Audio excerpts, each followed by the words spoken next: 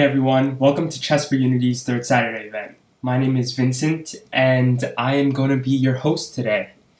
So just to introduce myself a little bit, I am a FIDE master and I am, like always, trying to win first place in this tournament. So my first round opponent is HTT49, so good luck to you and let's see what happens.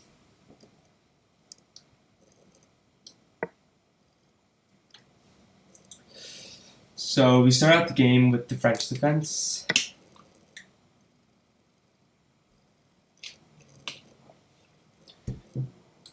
White opts for the exchange French.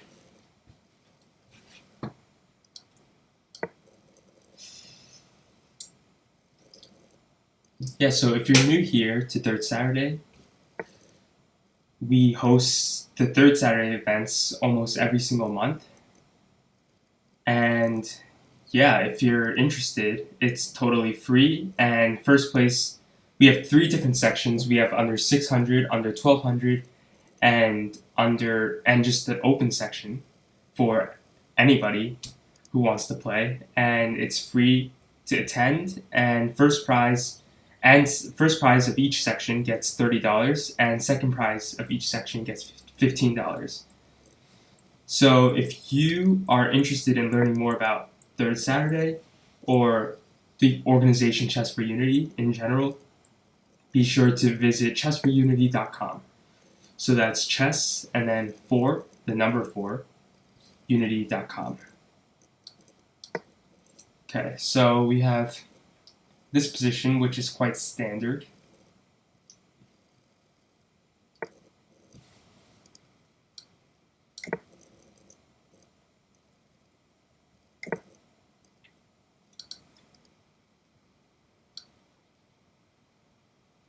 Okay. Screen is lagging a little bit, but the idea of this setup for black is so I can get my knight bishop to f5, right, and develop this light square bishop and hopefully trade it for whites.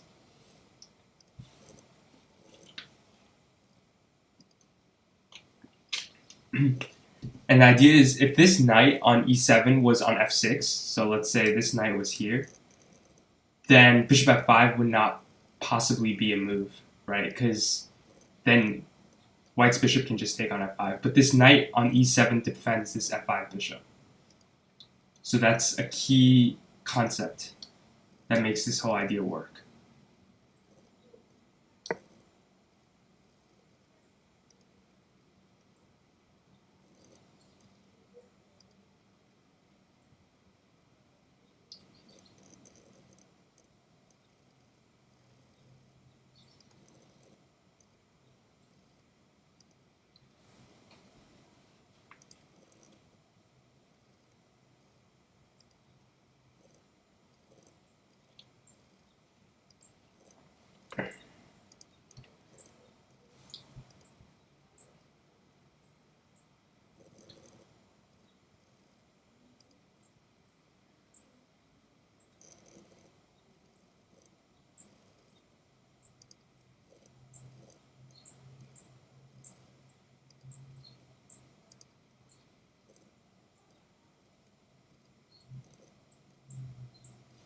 Okay.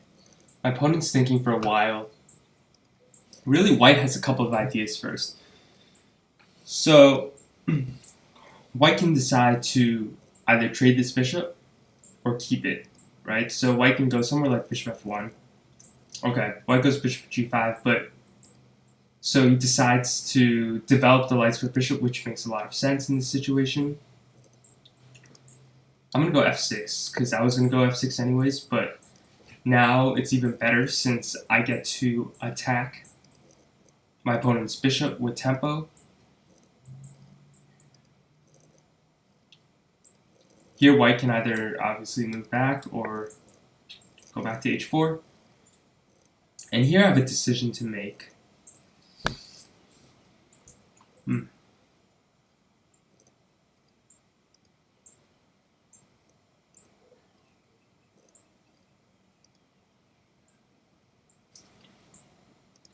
Let's go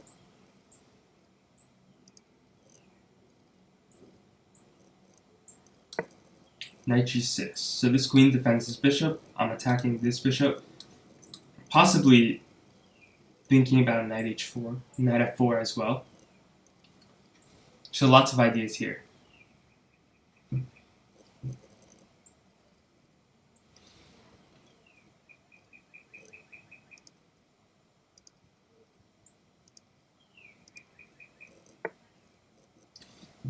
Okay, he goes bishop g3, which I am a little bit surprised.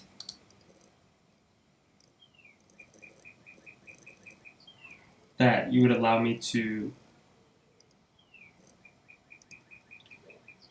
take on g3, and now my opponent gets this double pawn structure, which favors me for sure. Okay, now let's occupy the e-file.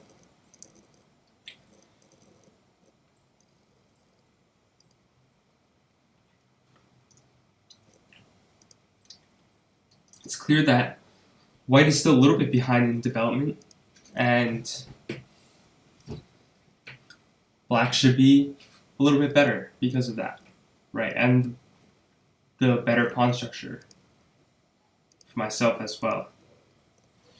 The next task for me is to think about how I can proceed from here, right? So obviously we have a good position, but good positions don't win you games, right? You still have to come up with a plan and decide what to do next.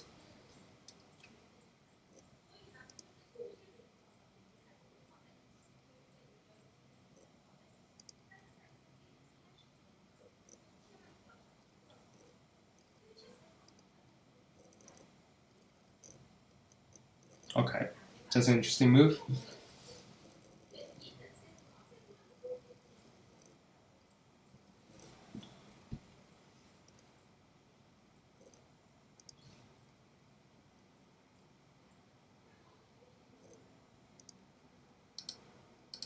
Okay, let's go takes.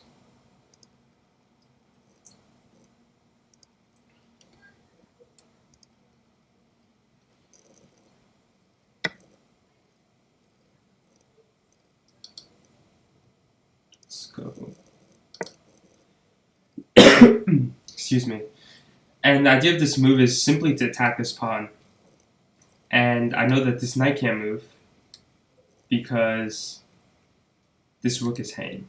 So something like king f2 would make a lot of sense.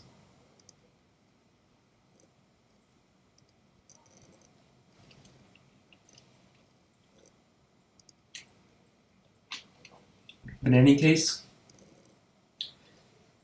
I can still take over the e-file. Okay, king h2 also. It's not a bad idea.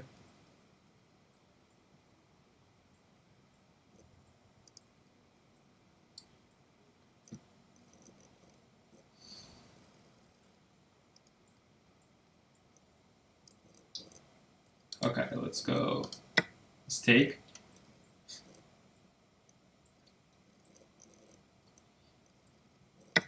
And in this position, I'm going f5. So most people here would go rook e8, which should be a decent move, right? And opens up the e-file, it takes control. But for me, my goal is to open up the king side, right? White still has these pieces on the queen side that's undeveloped. And I want to push f5, f4, get my rook in the game, get my knight in the game as well, and take advantage of this lack of development for white. So that's really my purpose of playing this move. So we'll see what happens. My next move is most likely going to be f4. And of course, if I get to open up this f-file, then this rook opens up.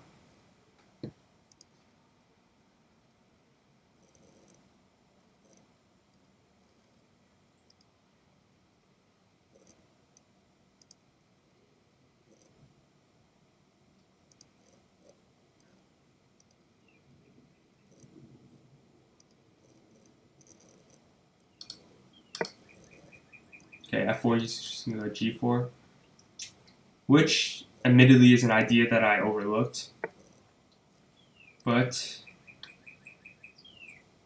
now we can go rook e8.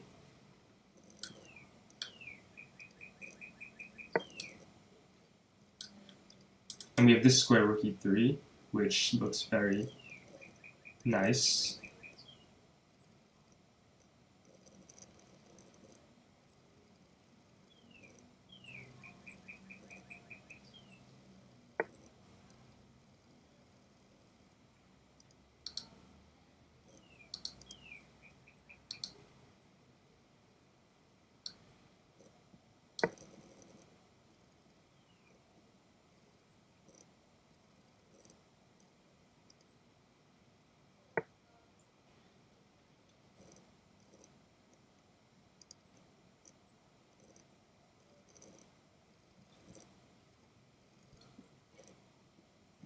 Queen f1.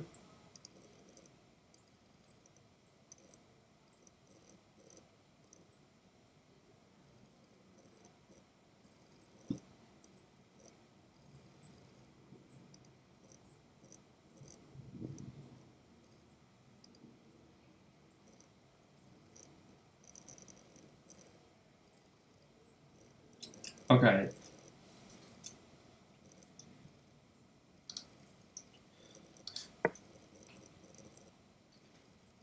I want to get my knight to e4.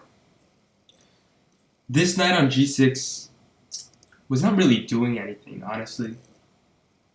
I didn't really see any potential for it, so now I'm trying to maneuver my knight to f6, where I can hop to e4. Right, so that's the idea.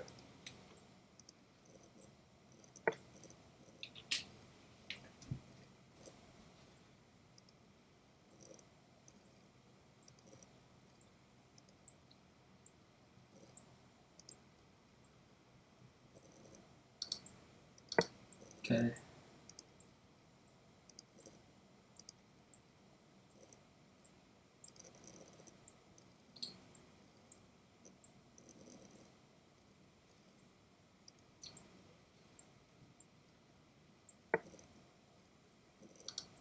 Rook e1.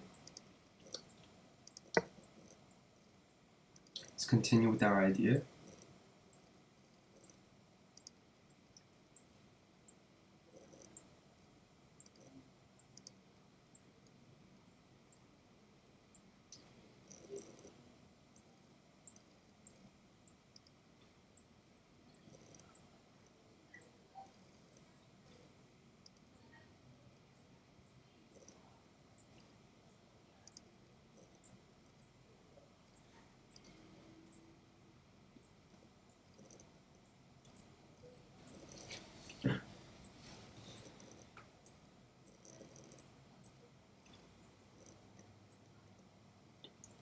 Queen f2 makes sense. But can I play knight e4?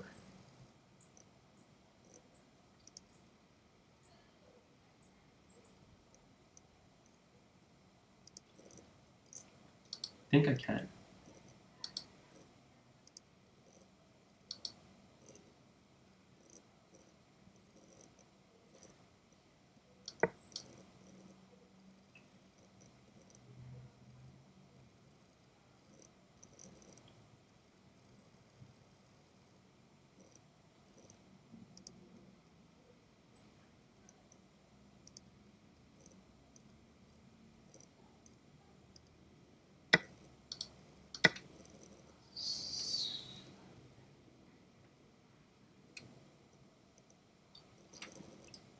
Let's push our pawns forward.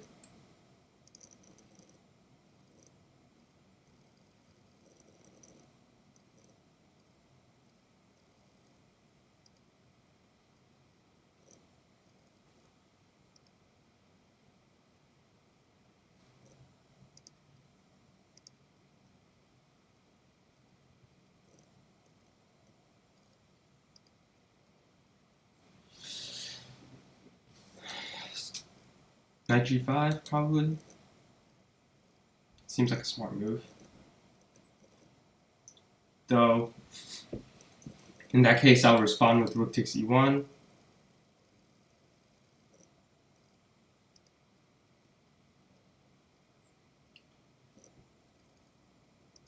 And then e3.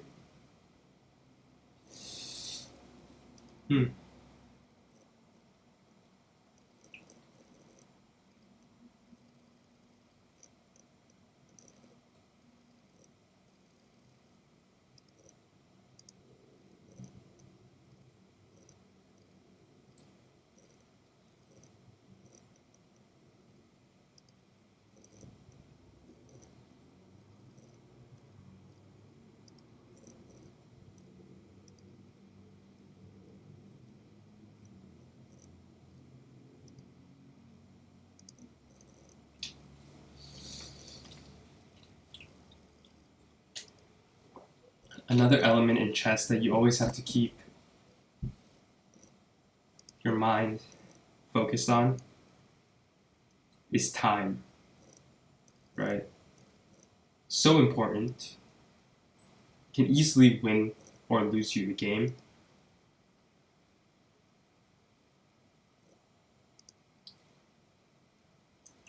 Okay, let's see. Where do we go from here?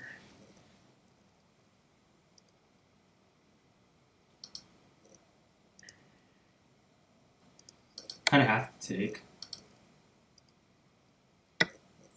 e3.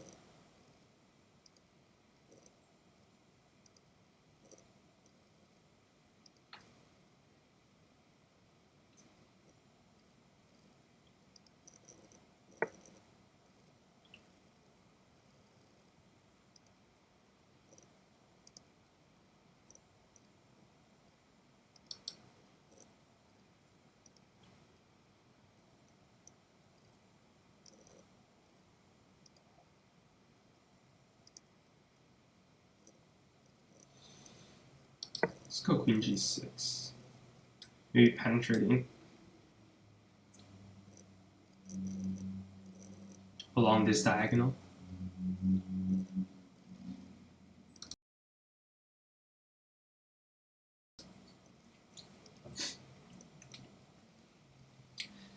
My knight is still in a very useless position, which I don't like very much.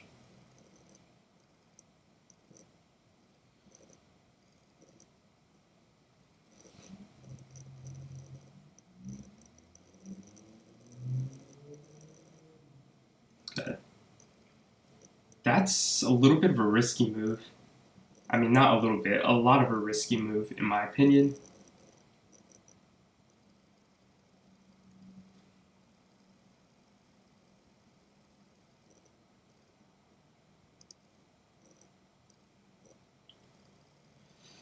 Because now you're opening up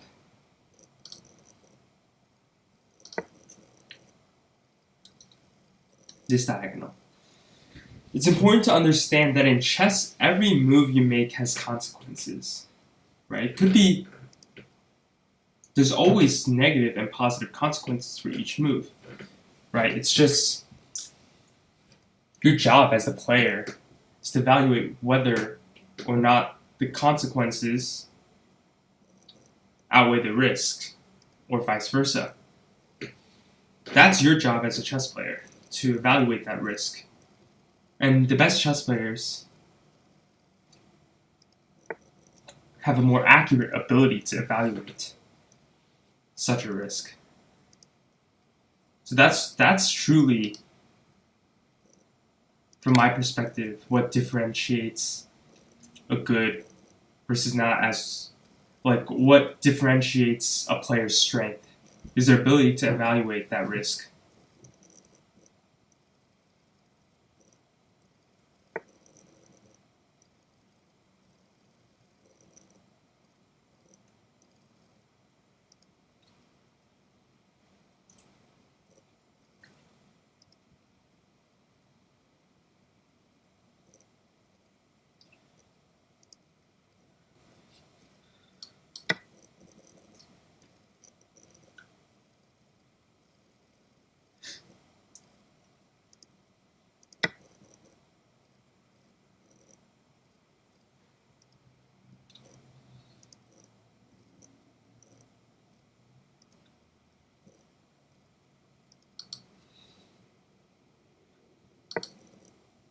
Okay.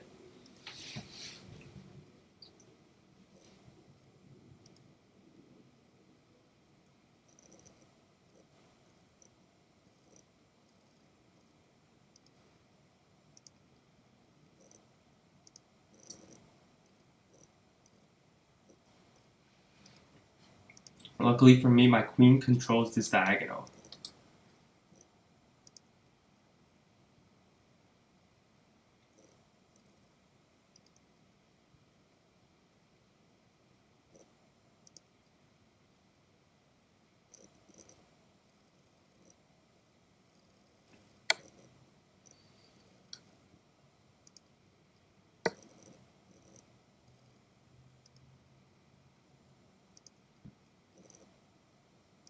Oh, jeez. Oh, gosh. Now white has this perpetual check.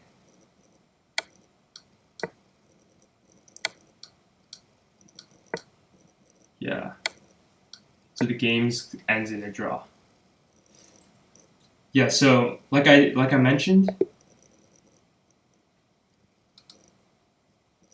being a chess player is all about evaluating each position and seeing how accurately you're able to evaluate it, right? And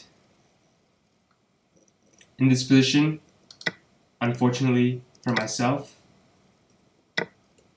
and huge credit to my opponent, I think there were a lot of mistakes made.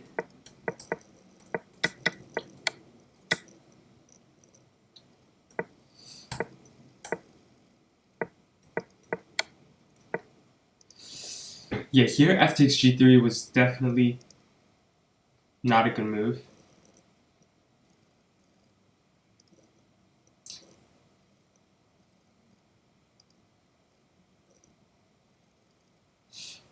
I mean, trying to think, what else could I have done here?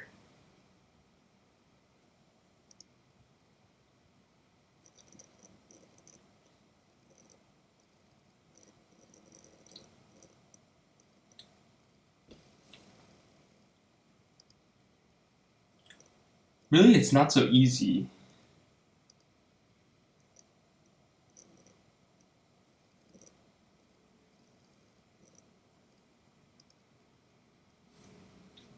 I'm looking at maybe 97, right? And maybe this idea, right? Because bring the knight into the game.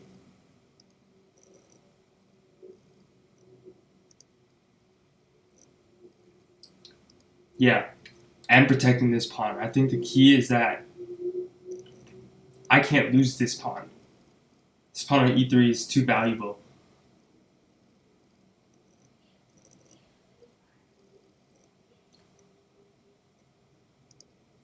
Yeah, this is probably the way to go. So f takes g3 was a huge mistake. I think after queen takes e3,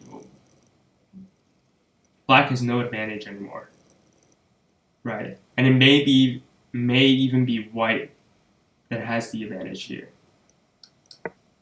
So, of course, my opponent found an amazing combination, which secured the draw.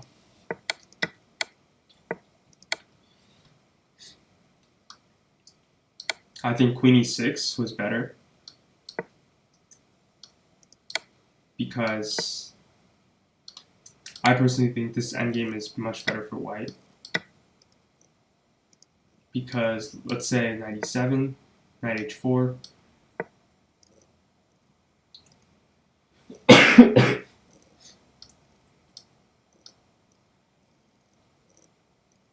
Right, and we have a situation where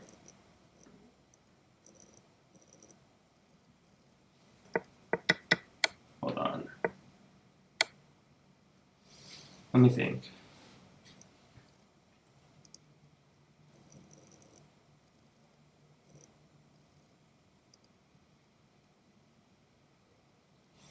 Okay, or just queen e2. Yeah, I think white goes queen e2 and he's better already because if I move my queen back, which I have to, let's say, somewhere, He just goes king g2. White wins this pawn. White is up a clean pawn for nothing. So yeah, unfortunately, a lot of mistakes made in this game, but you know, it happens. You learn from it and you move on. So now let's see other games that are in play.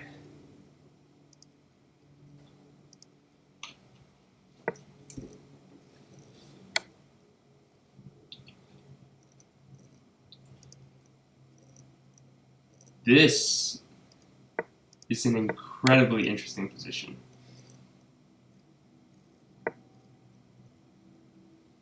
Quite frankly, I'm not really sure what's going on.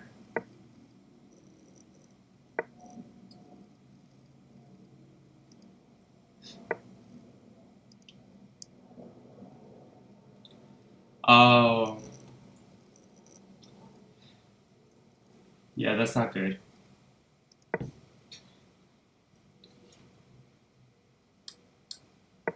H5. It's a good move. Now black goes king here. King c4. Though white can try bishop e5. Yeah, this is lost, unfortunately.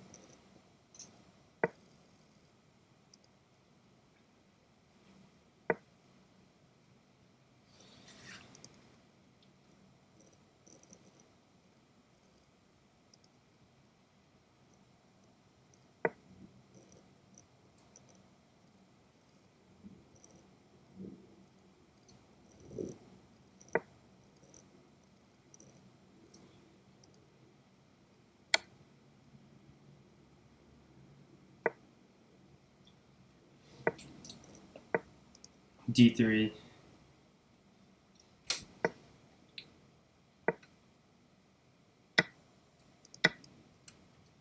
Yeah, the king's cut off.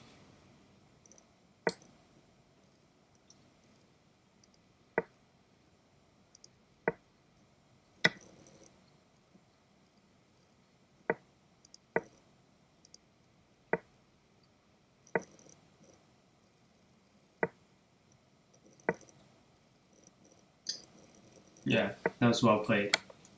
Extremely well played.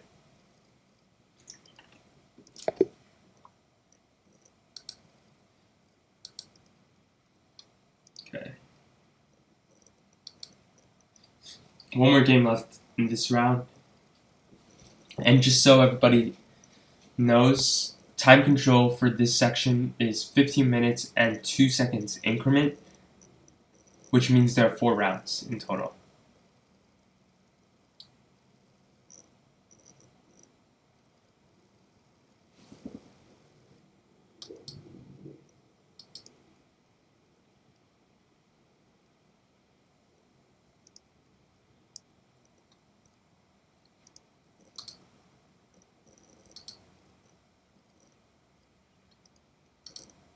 Okay, let's try to see what's happening in the last game.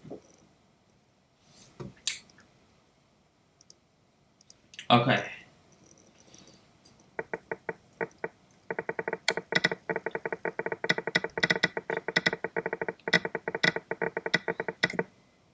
Okay.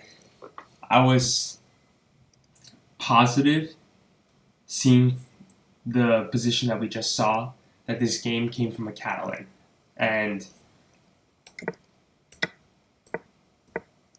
I was right. This was the Catalan. So let's see what happened. Okay.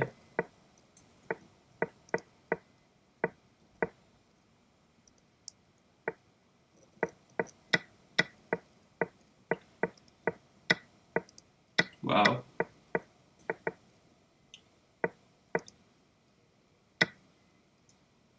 Nice. Okay.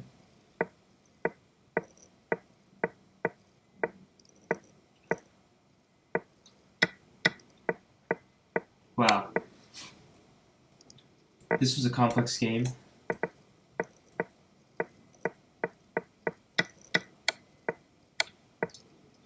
I think at this point, it's safe to say that White is completely winning.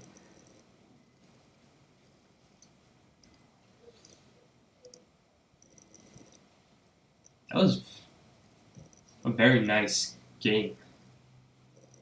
Lots of ups and downs.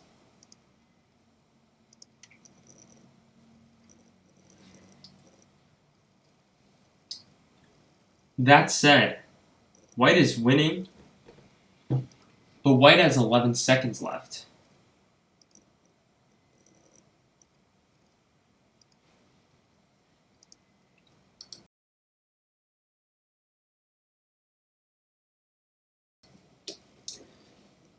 And this is what I mean when I say time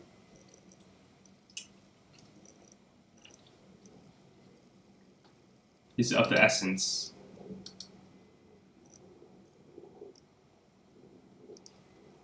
Okay, let's see what's happening. Okay, all these moves happen.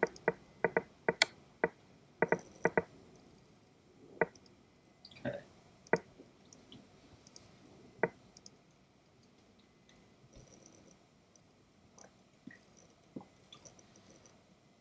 White is still winning, but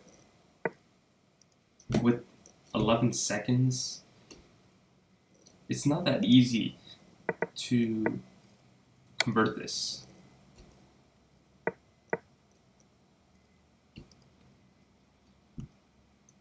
That's a great first step. Win the pawn on h6.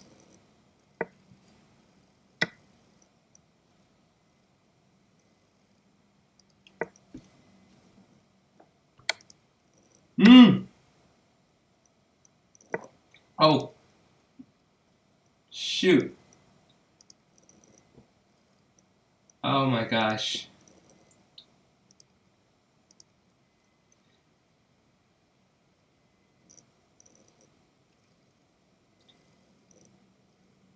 Now White.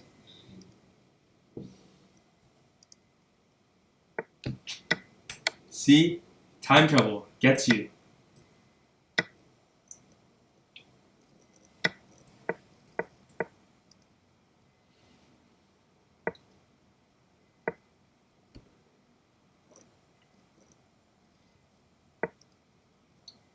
Still not easy for Black to win it.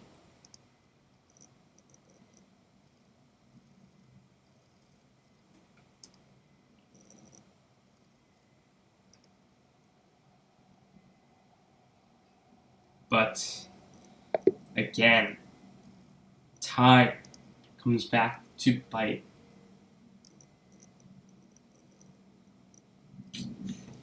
That's incredibly unfortunate. White played a fantastic, amazing game.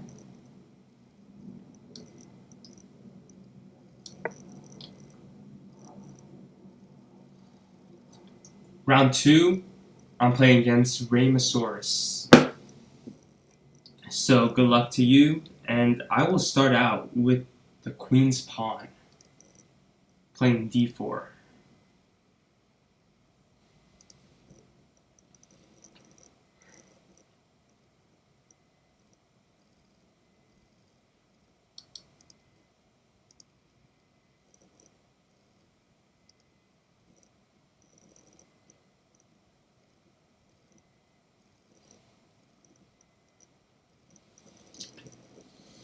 My opponent's thinking.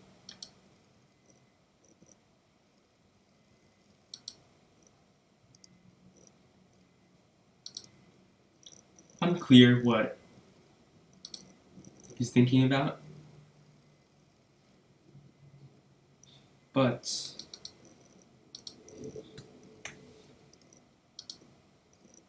let's wait and see.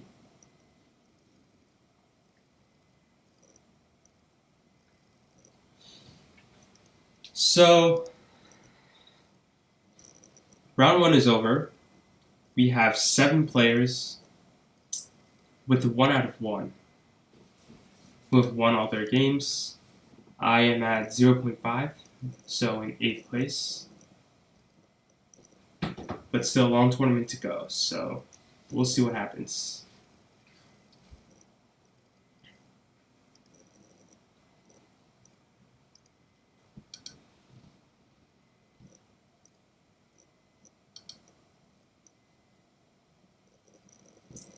Okay, so while we are waiting for my opponent to make a move,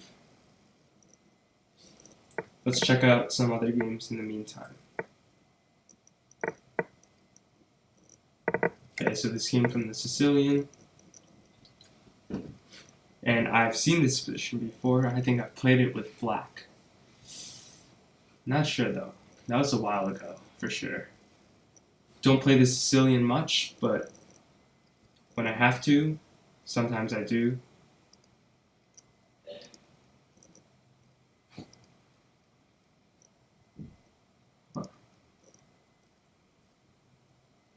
Totally forgot what happens here. Hold on.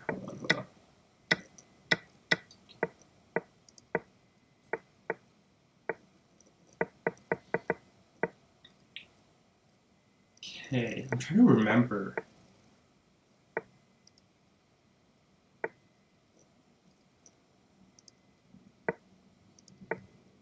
Okay, I've played knight f6 here in the past.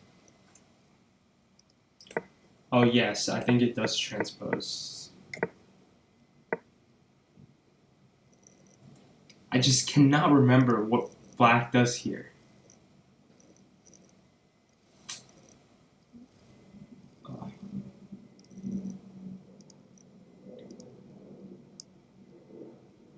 Maybe a6. Could it be e5? d5?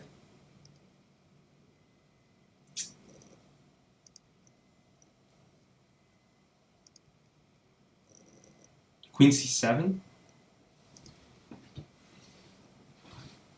Those all look like possible moves. Okay, let's get back to my game. d4, d5, c4. Let's go with the Queen's Gambit and see what black decides to do.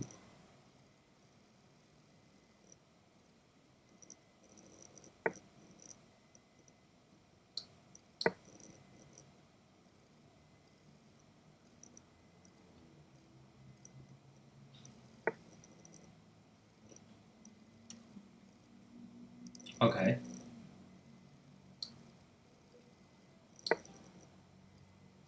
Definitely not a popular move.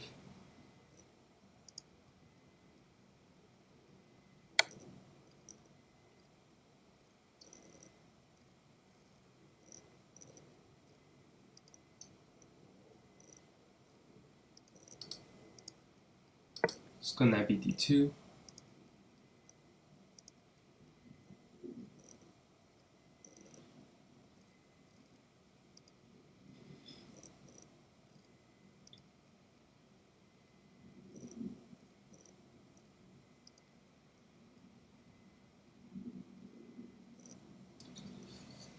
What's black's plan here?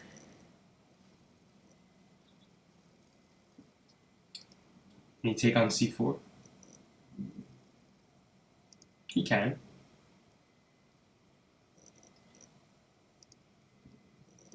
Whether or not it's good is the other question.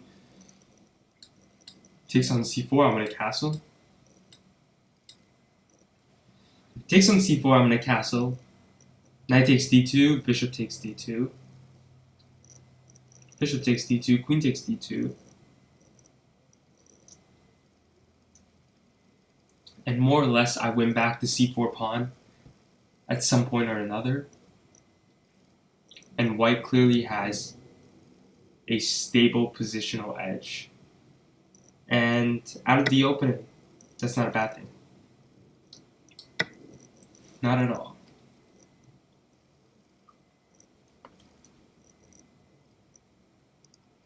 He takes on d2 immediately, which actually makes my job a little bit easier.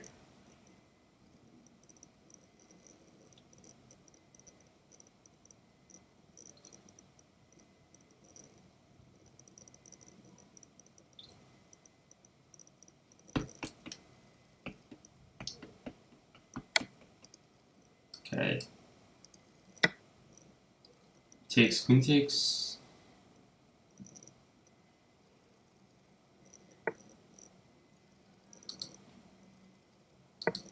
c1, just develop.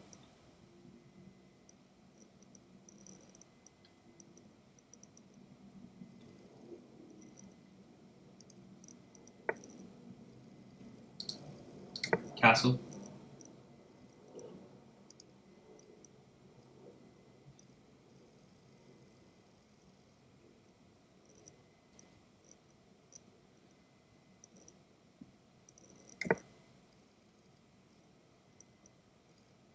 Black castles as well. Rook d1. Notice how I'm just developing pieces, right?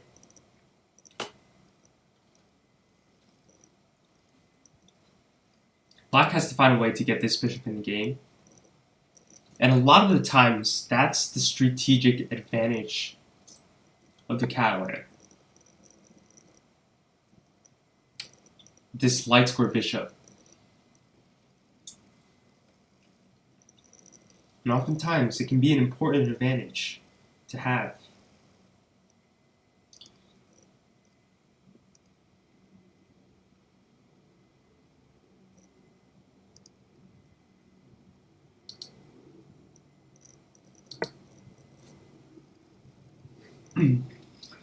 Now I can go for this idea of e4. Open up my own bishop.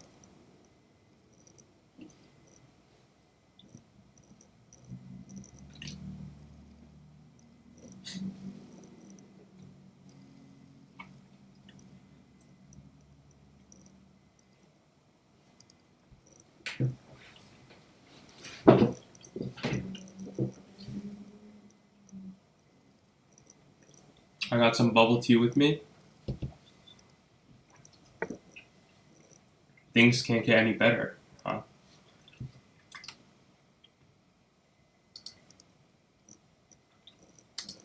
Okay. Let's push. e4. All of my pieces are developed. So now it's time to open up the position.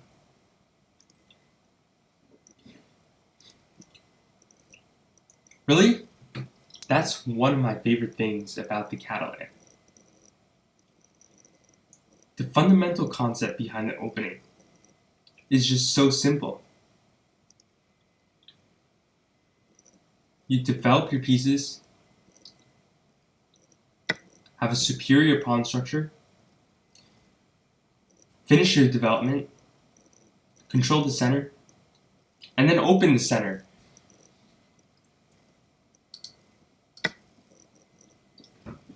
Right? And that's pretty much what the Catalan is. And most of the time, it works.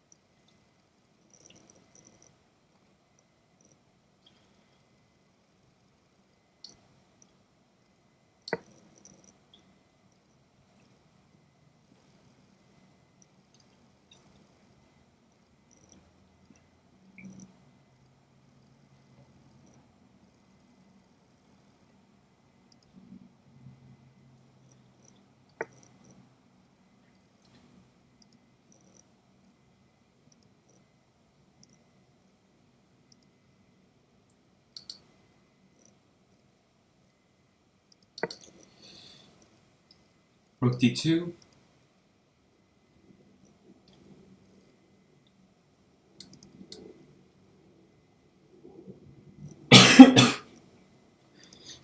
The rook is not as useful on the c-file anymore, so let's get the rook to d1. Double up on the d-file, putting more pressure on my opponent's position.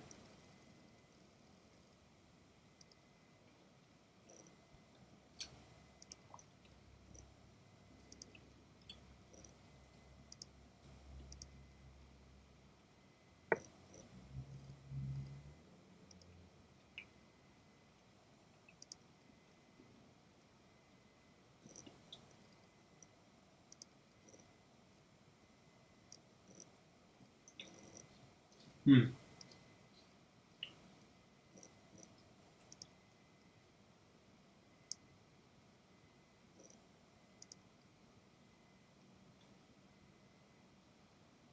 Let's see.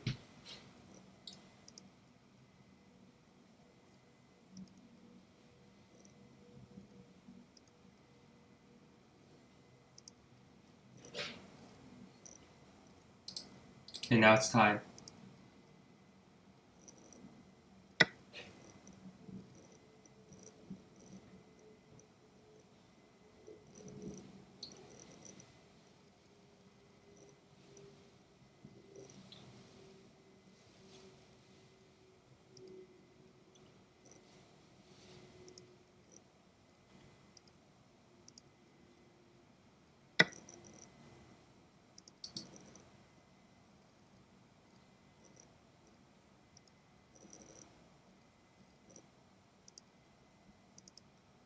Oh, let's go d5.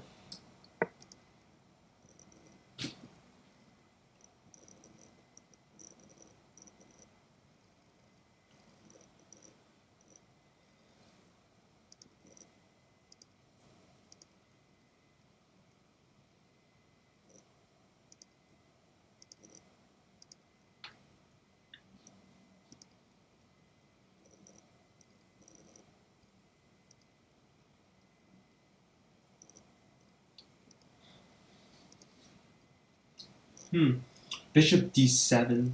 I have c5.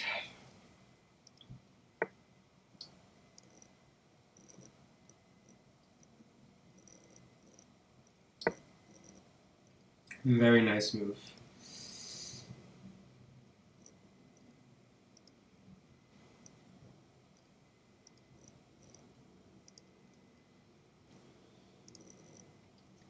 Though, it's not like it really does that much.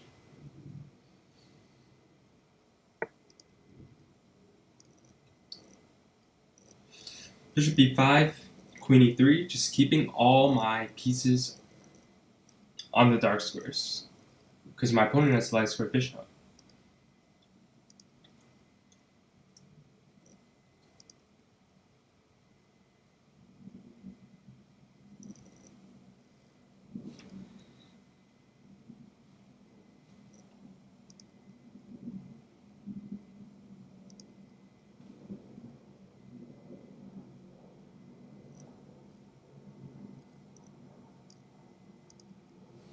See what he does.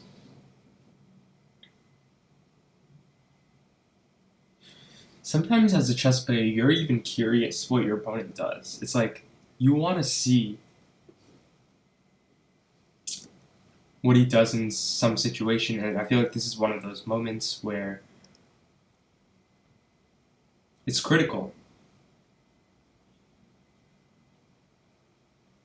And I feel like whatever decision my opponent makes can change the course or the character of where this game is going. And it sounds like some theatrical over-exaggeration, but truly I think this is really one of those moments where it's like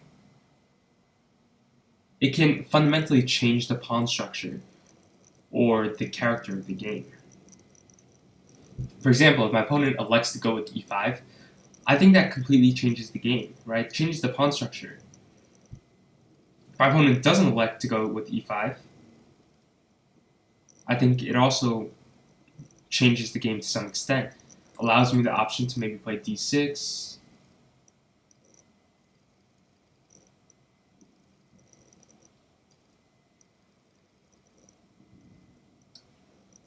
Which I will do.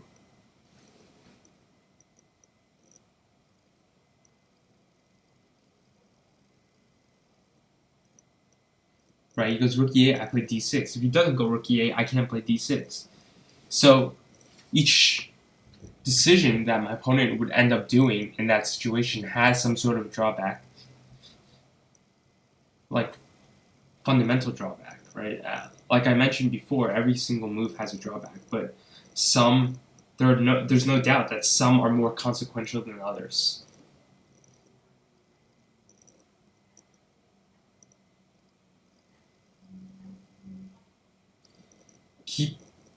if you're watching, keep your eye on the time.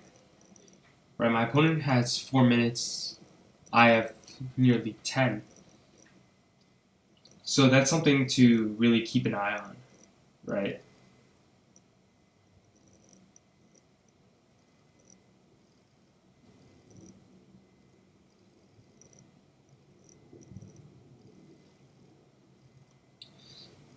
And I just want to say, time trouble is something that all chess players struggle with at some point, right? Either playing too slow or playing too fast.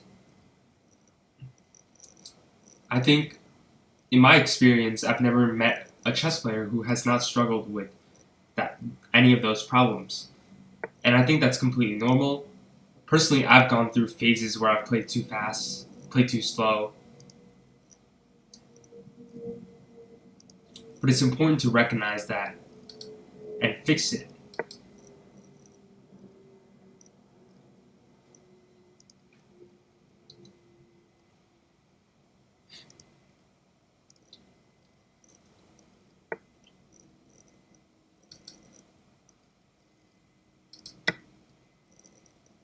Okay. I can win this pawn. That's good.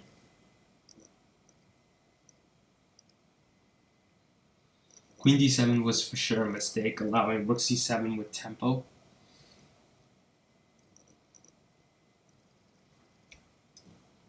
I think if my opponent had the opportunity to take that move back, definitely would.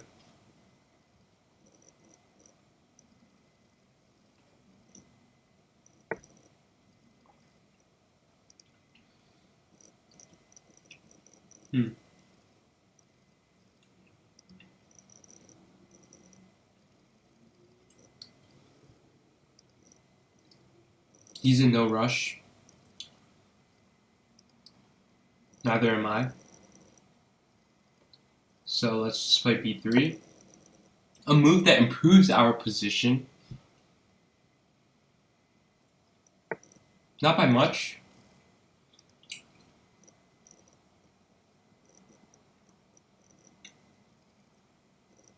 Okay, my opponent. What rook f8 rook e tells me is that my opponent doesn't really know what to do, kind of waiting on me to make some sort of decision. And in this case, I'm happy to oblige. Let's go a4.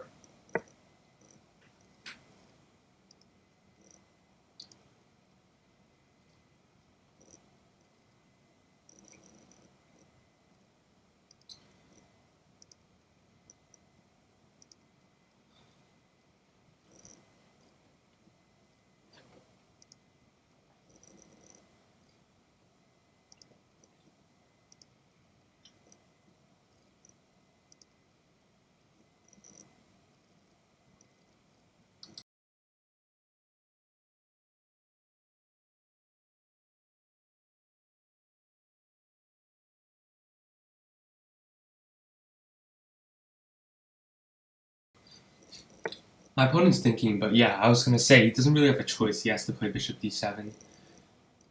And now let's just take my second pawn. Bishop takes a6. This pawn is defended by the queen. So black, unfortunately, is essentially paralyzed.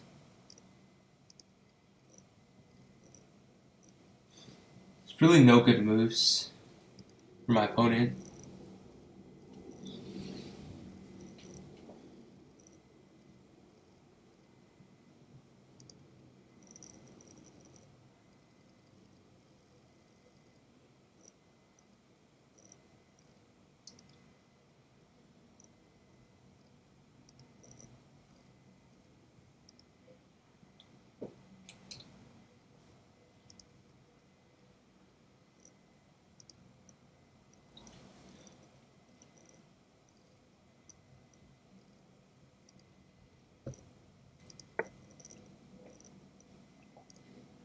Okay, it's possible, but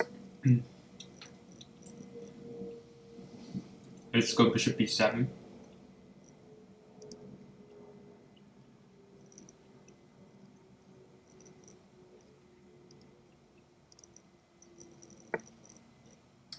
And now a5.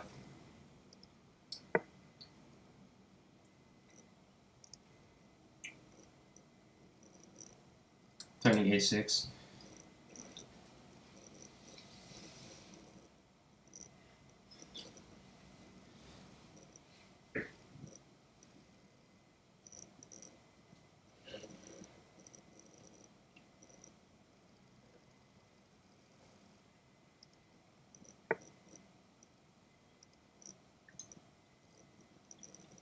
Bishop c8, huh? Okay.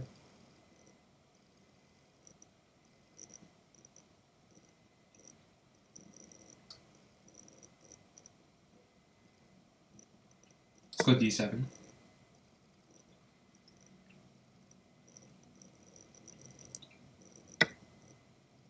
Okay. Take.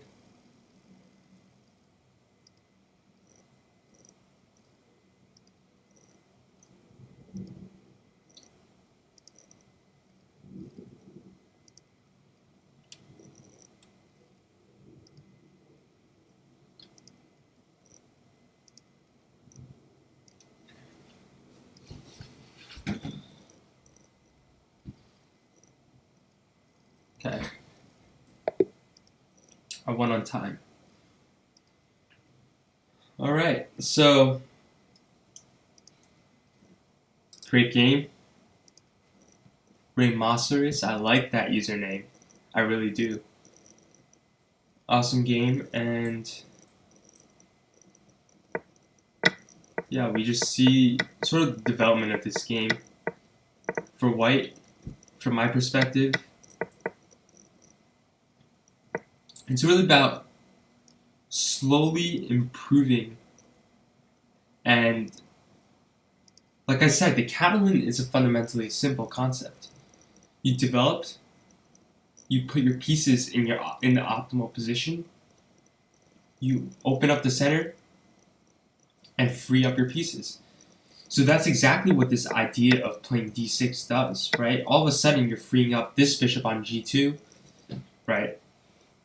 This rook on c1, this rook on d1, this queen has all of a sudden everywhere to go. And once you do that, black's position is bound to collapse at some point, right?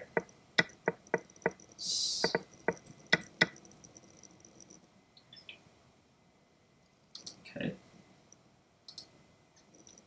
Let's see.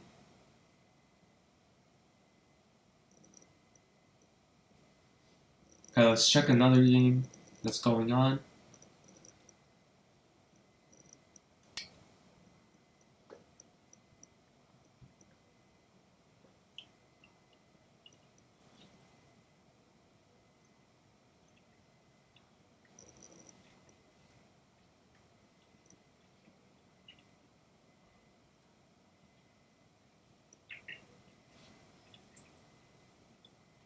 How did this happen? How do I lose a piece? Okay. Oh, we were up to this position. I proposed d5. White plays it. Oh yes, that's a very nice idea. Wow. Wait. Hold on.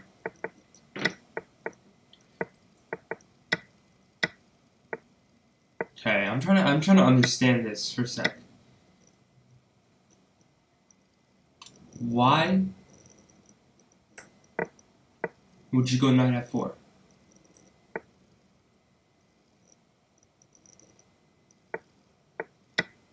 Perhaps bishop takes c3 is already a slight inaccuracy. I think bishop e6, and there's no reason to say that black has not equalized yet. Clearly has, but this, I think, overambitious. And black only has 27 seconds left. That's crazy, considering it's move 17.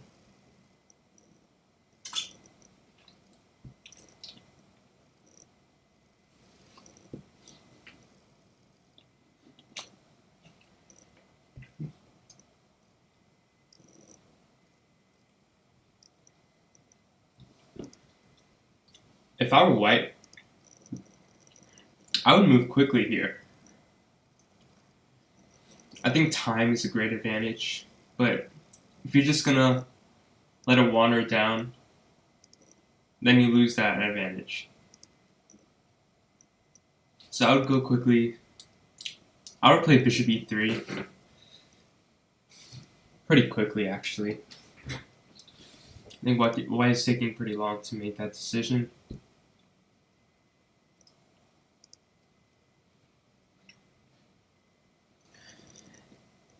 And I'm not really sure I understand why, though.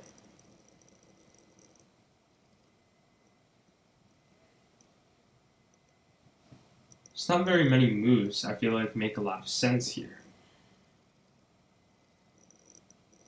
You don't want to waste time because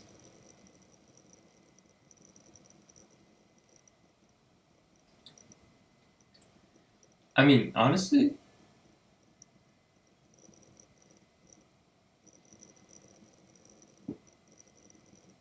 I think rook d1 is also a nice move. Interesting one, at least.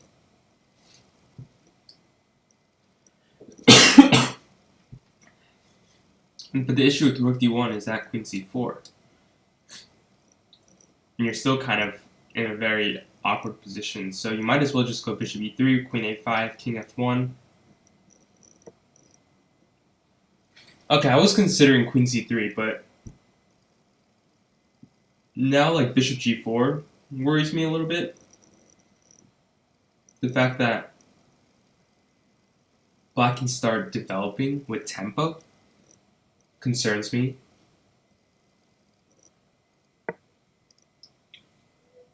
Okay, he decides to go bishop g4. f3. Now something like rook c8. Yeah, that's what I was thinking. I would probably have not gone with this direction if I were white. But, you know,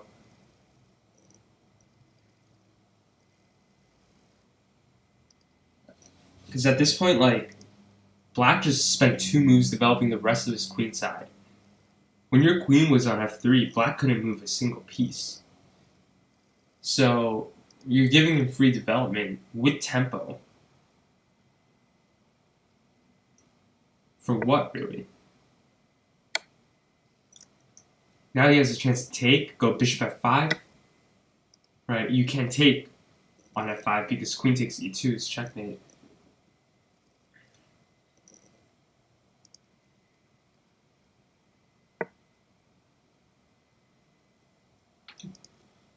Okay, you can still go queen d2, that's a nice move. Queen e6 also makes sense.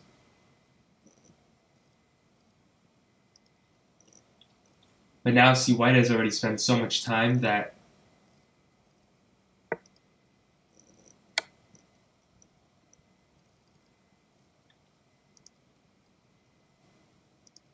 white has less time than black. That's crazy.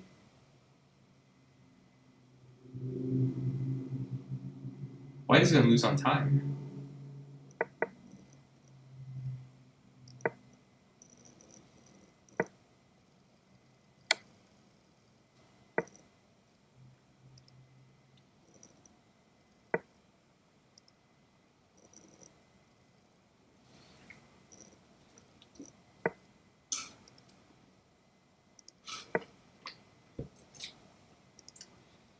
Ooh, this is interesting. Black won on time. Holy crap. That's incredible. What a game. Truly, truly what a game. And this game is the precise reason why time matters so much in a rapid game, or in a blitz game, or in any game, in essence. Let's wait. But especially a game where it's 15 minutes. Not both sides don't have a lot of time. That's when time really matters, because it's already like you're in time pressure. You're in time trouble in a normal game.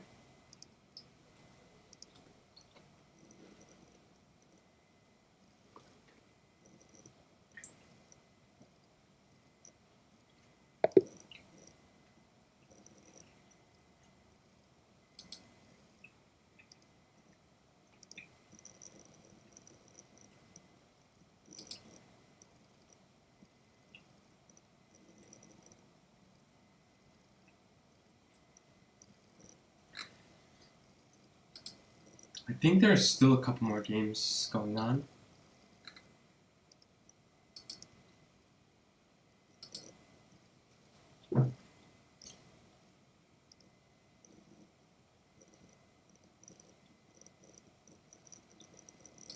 So let's see. Let's check them out.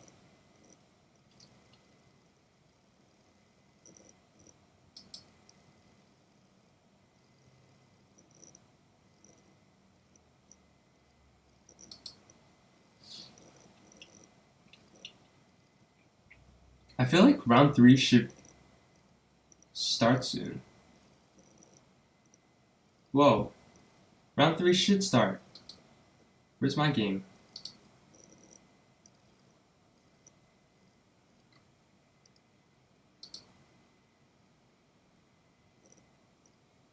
Wait. Okay, I'm confused now. Is it glitching or something? Because...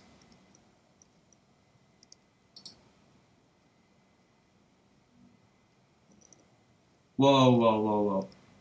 Round 3 started, but I don't have my game. Jesus, I'm just gonna refresh my page. Holy shoot, these problems. It's quite annoying.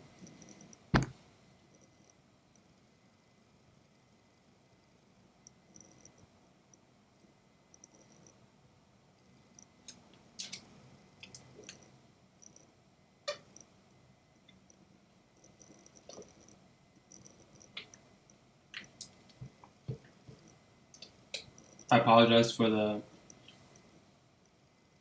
technical issues.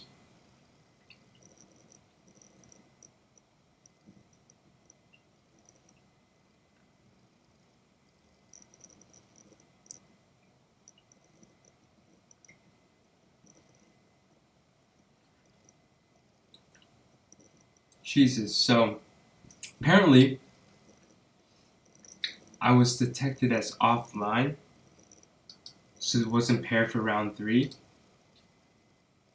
That's news to me, but you know, on the bright side, it gives us time to check out some other games. Unfortunately, though, that means that I'm out of the running, likely, for a tournament prize.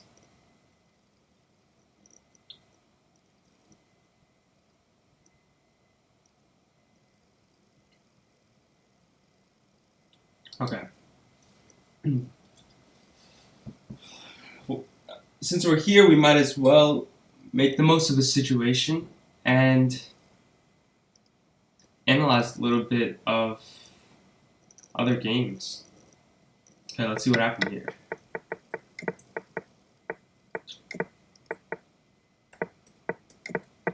So it was...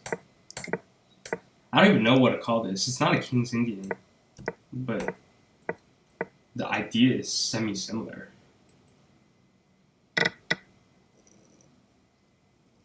I think black has a very nice position here.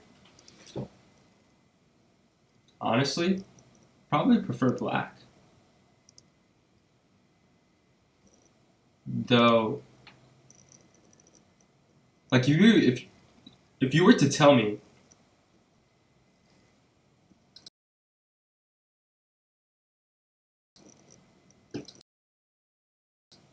If you were to tell me to choose a position, choose a side, I'd probably say black. Probably go something like queen e7 here, or queen e7. And if knight d5, just queen f7. Probably followed by c6, bishop e6. Or maybe bishop e6 here makes a lot of sense too. Right? I mean, why not? But, bishop e6 allows c5, which, honestly, as black, I'm not sure you want to allow. So I think queen e7, I'd probably go for that.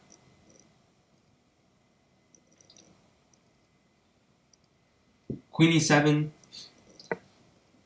bishop e6, like I said, here, c5 is possible for white. And I think white is going to play it.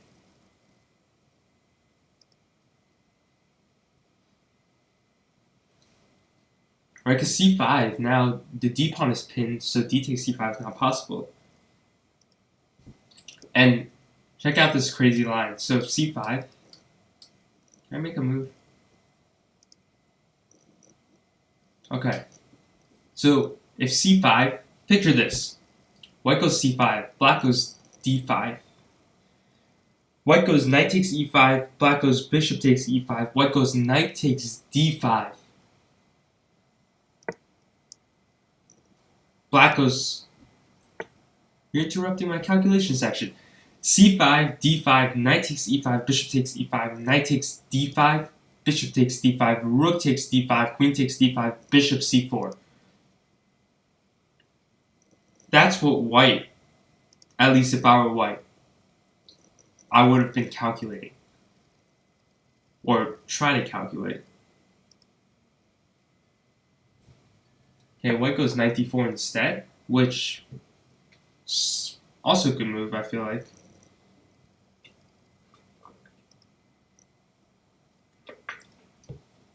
Now black gets to go bishop d7. But then perhaps queen b3.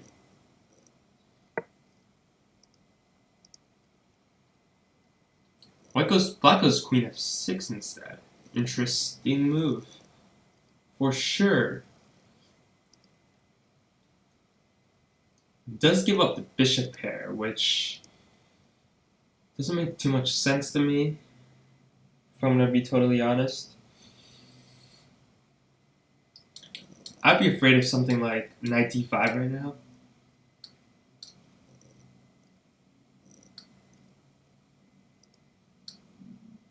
Yeah, I think white's going to go knight d5.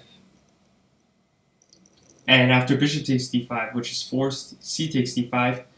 Now you're attacking the c7 pawn, and you also have this idea of putting the knight on e6, which can get very, very, very annoying for black. So yeah, I'm not sure I like this queen f6 move that much. Or this bishop e6 move, perhaps, but, you know, queen f6 I think is a serious mistake. See what Chess4Unity decides to do.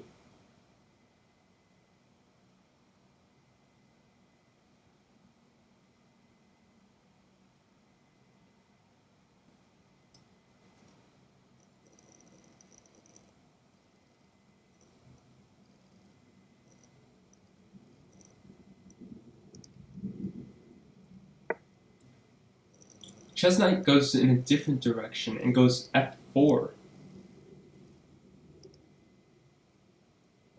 Which I did not expect, but I think is a very...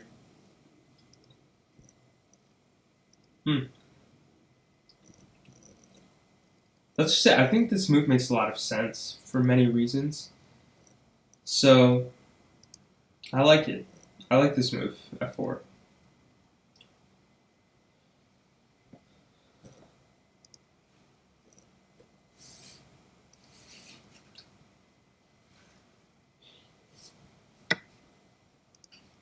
Huh.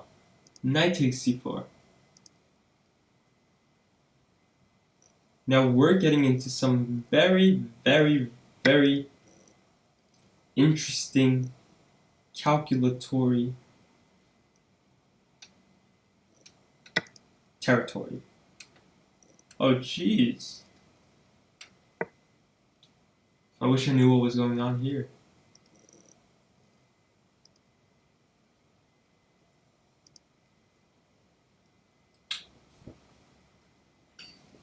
What's happening here?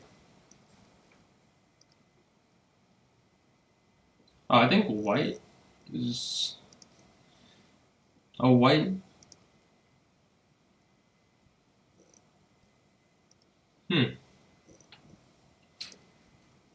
I'm surprised black went knight takes e3. What's wrong with just playing queen takes e6? What is white gonna do? Queen b3? Perhaps.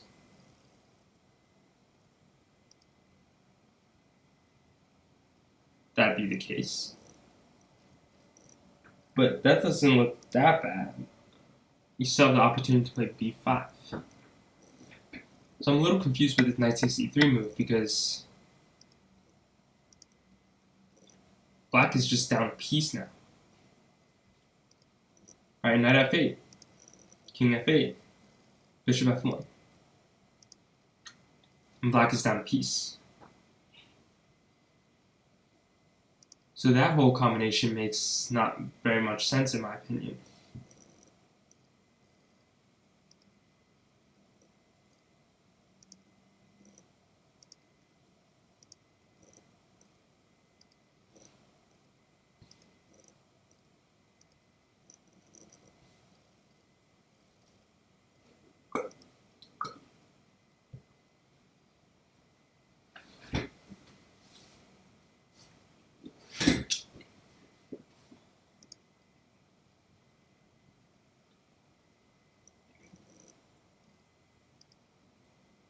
Did he make a move?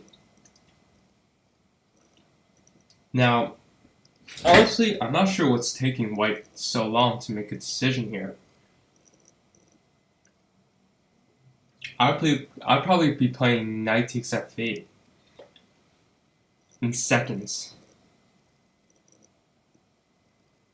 That's how good the move looks.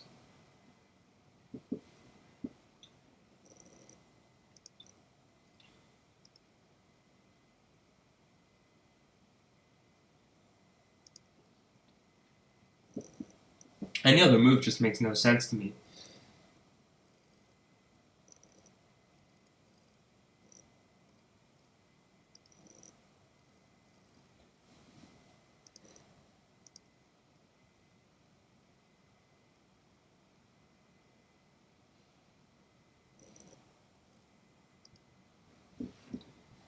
Okay. Since let's trust that white can take care of business, let's move on to another game and see what's happening. Okay, this looks interesting.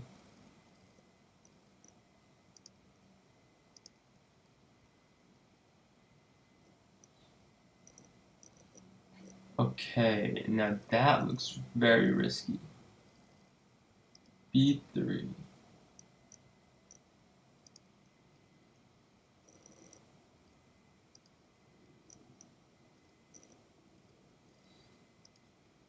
See, this idea of sacrificing just keeps on popping into my head. Don't know why. Queen b7? I think that makes a lot of sense. Though bishop c5. Queen c7, bishop takes c5 followed by d6 looks crushing for white. Yeah, I don't know if you want to do that.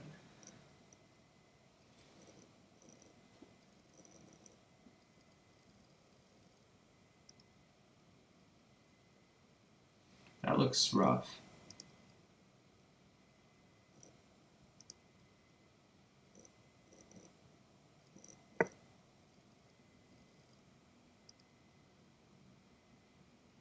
Now, knight a5 makes no sense to me either.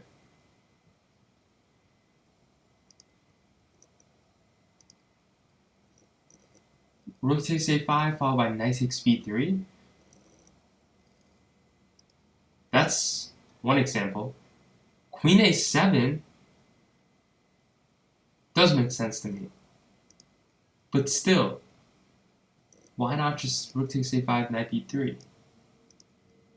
Or knight takes d5, for the matter. Queen a7 is also good, I think. Bishop c5, dc5. Probably win a piece. Or something like that.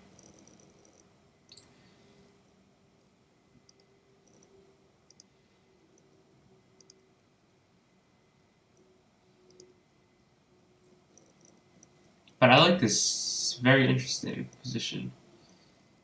You know, and I love dynamic positions like this because they give you so much to talk about, so many variations to calculate.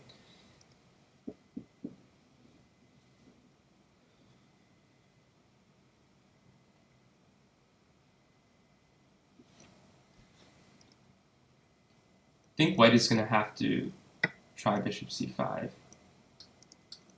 Black is going to go dc5.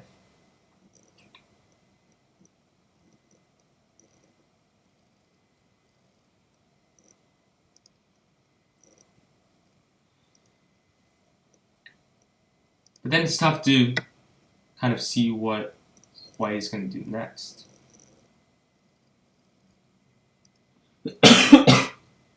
It doesn't seem like to be excuse me. Let me get some water. Okay, d6, g5. Now just anything, really. Bishop takes a5, right?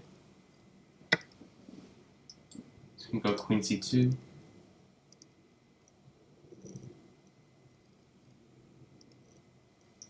White goes queen c2, but at this point, you're just down a piece for nothing.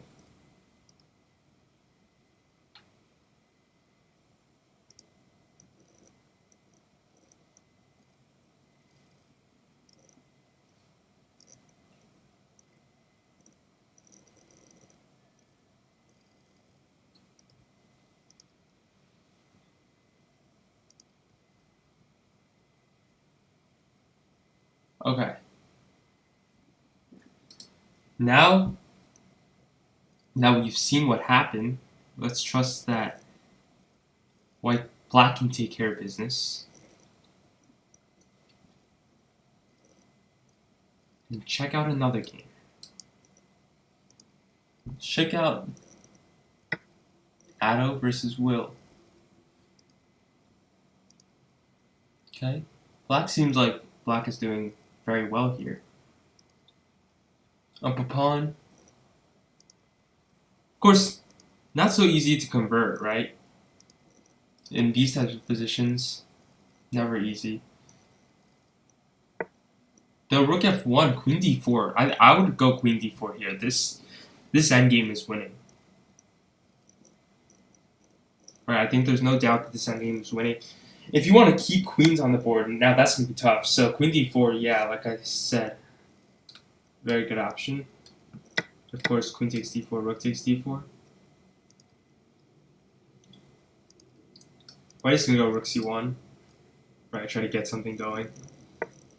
But black goes g6, rook c7. Hey, this guessing move thing is kind of fun. Rook c7, but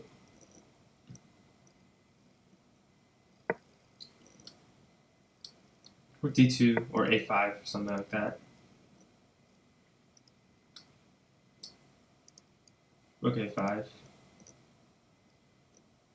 Just gonna go.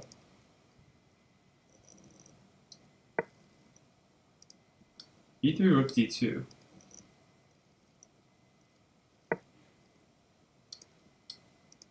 a4.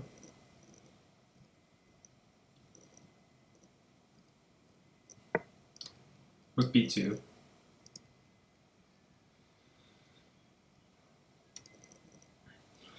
Just gonna rook b7 he's going to play. Right, or rook c3, but I think rook b7 is probably what most people would play. Just keep this pressure. King g7.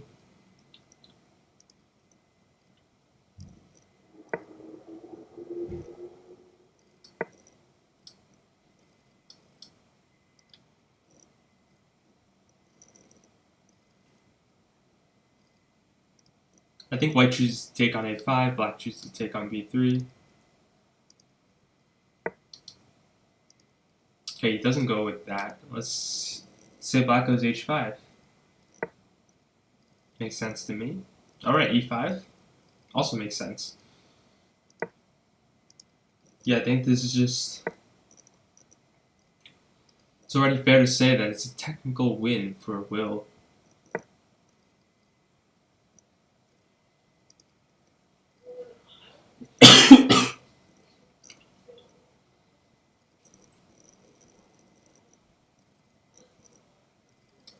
f6 probably makes sense here. h5, you're allowing g4. I don't know. Do you really want to trade a pair of pawns? I wouldn't. I mean, I understand why you would.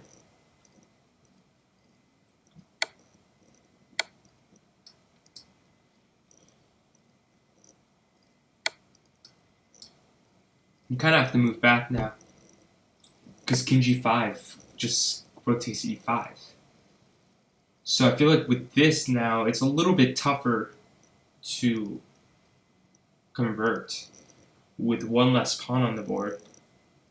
Because there's less weaknesses, right? With this pawn on g2, this rook is always attacking it. Now, that's not really the case.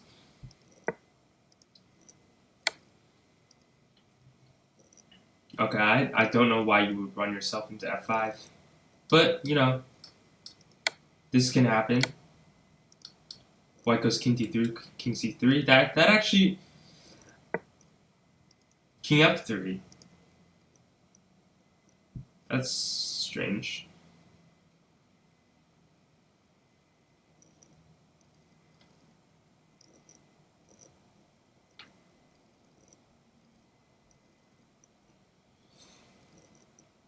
Can you go e4? I feel like e4 is nice.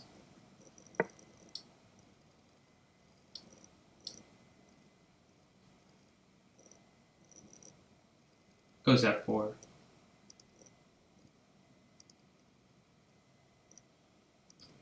Wants to bring the king to f5.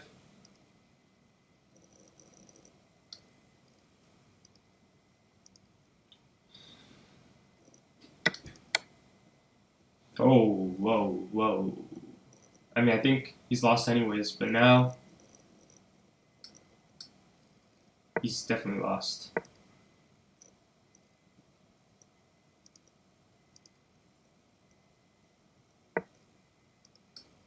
King e4. a5, rook b2 though.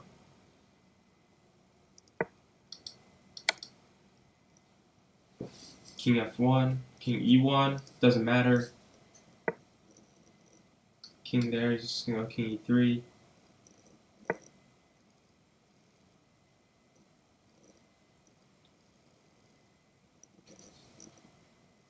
King f1. But just f3 after that. f3. Still. a6 he's gonna go. But at this point, not really much you can do.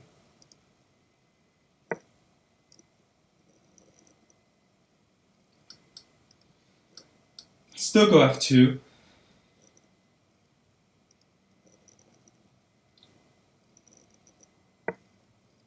a6.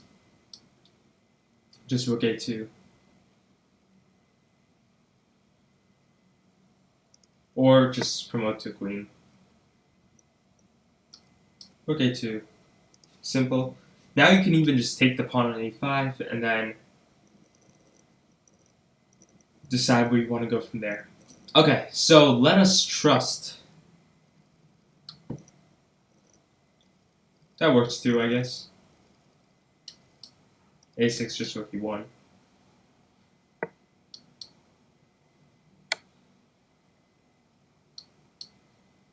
Goes here, just goes queen. Right. And I think this should be pretty easy to convert. You get your rook back to the 8th rank in time.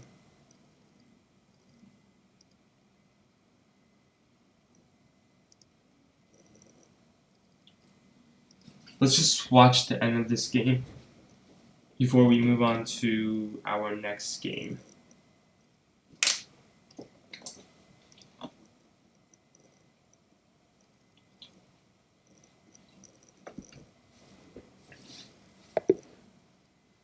Okay, black actually resigns, which makes sense.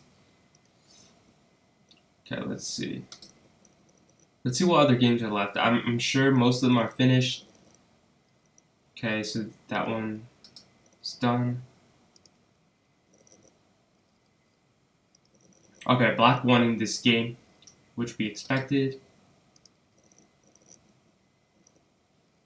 And in the first game,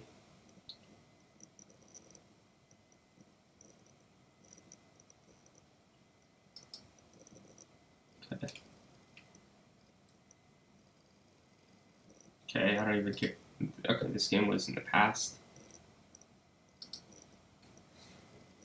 There's 2 games left in this round. Let's check both of them, see what's going on. Okay, here. Wow. This is a beautiful position for white. Absolutely. That's a dream position for a Catalan player. Up 2 pawns, perfect pawn structure, no weaknesses. That's a beauty. Absolutely beauty.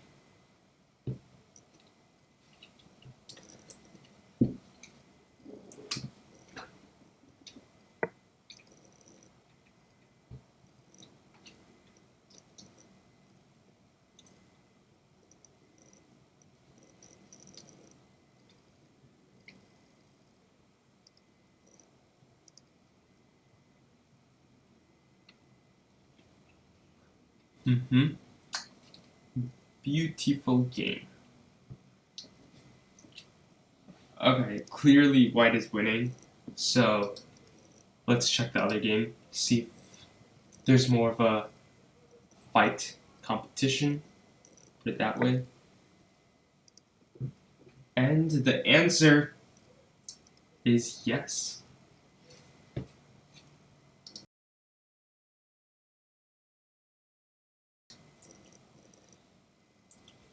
Black is undoubtedly, we prefer black's position. Especially now, after white just blundered another pawn. But this is an interesting game, so let's see what happens. I mean, you can't really blame white for blundering anything. It's not like, okay, he didn't really have a choice.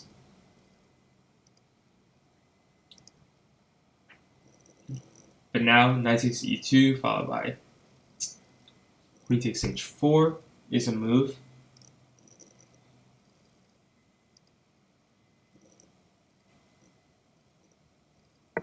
Or knight c2, I was going to mention. And just knight e3 here. It's just absolutely dominating.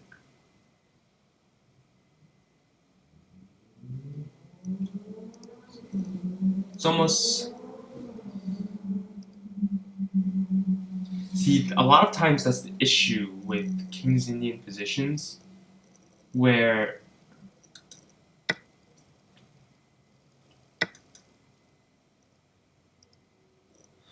we have this bishop versus this dumb bishop, and it's just a mismatch. Like, it's just not fair.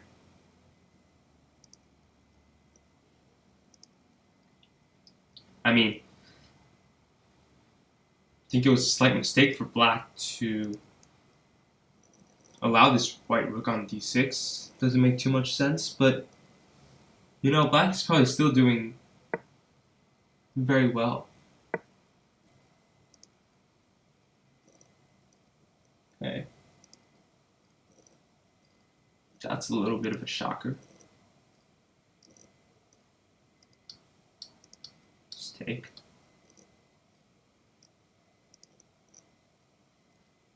I mean, white is desperate. White has 14 seconds left, not even.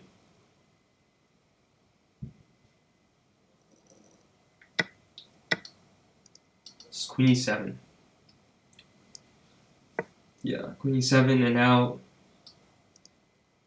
it's gonna go back, and black is just gonna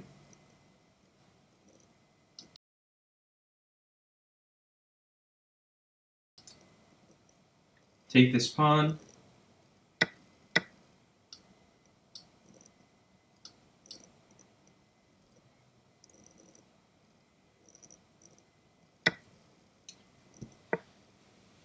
Now this queen takes h4. That's game.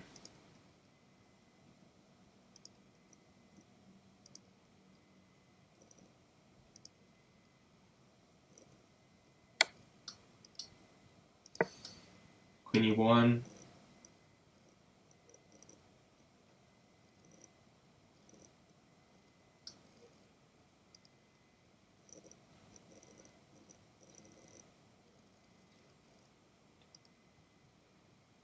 Black wins a rook. And the white position collapses. Queen f1, queen takes d2, right? Threatening checkmate again.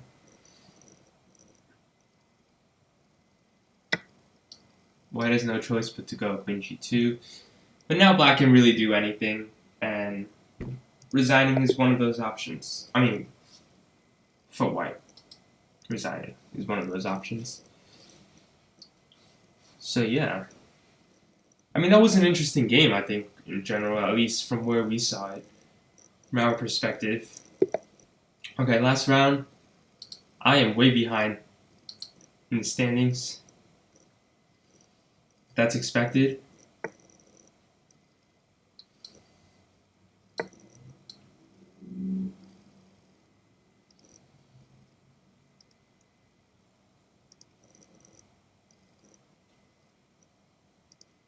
But we still have to play till the end.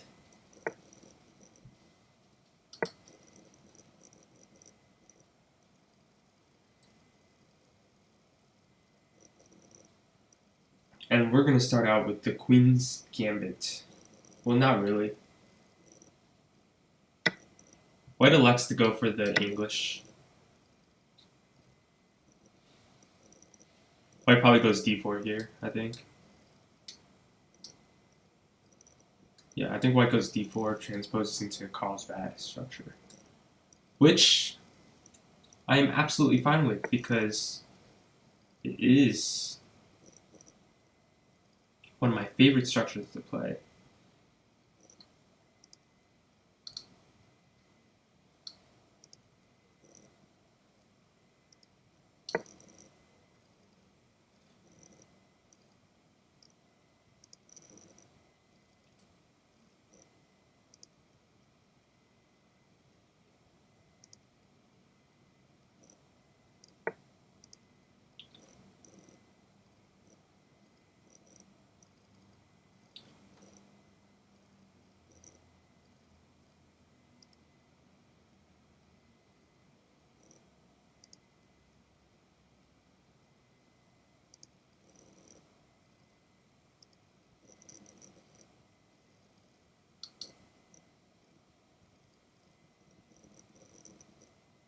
Let's go bishop e7.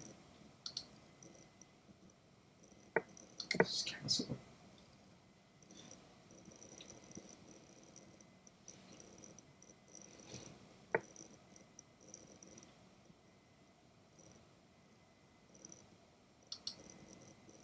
Okay.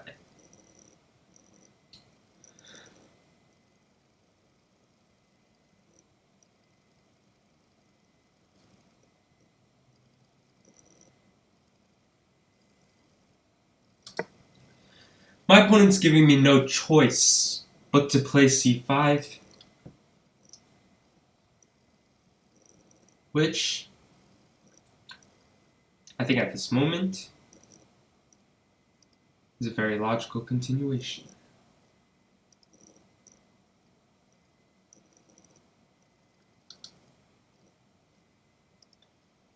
I expect white to counter with d4 now, because I'm already, looking to play d4. Okay. Expected. Now bishop g4, I'm gonna go, pinning this knight.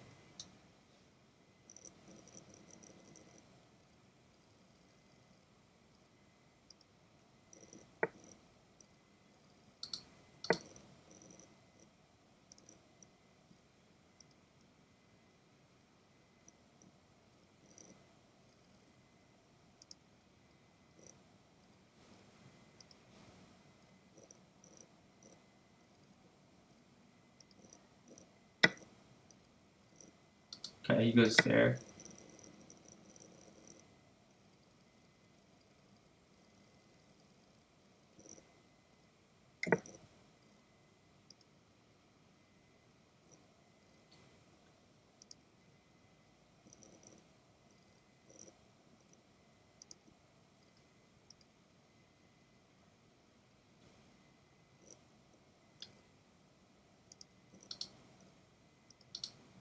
Let's go rook e8.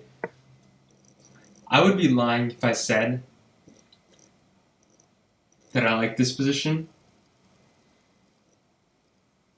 I don't really, because I feel like this is a situation where the isolated pawn favors my opponent. But it's not like I think that's a terrible position.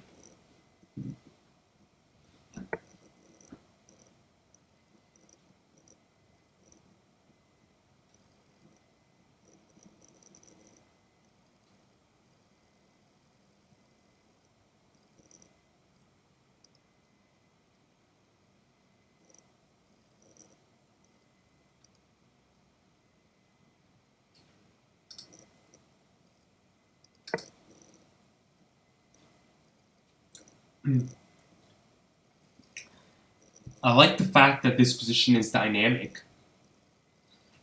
Normally, isolated pawn positions are dynamic, and that gives both sides chances, and normally promises a pretty exciting game.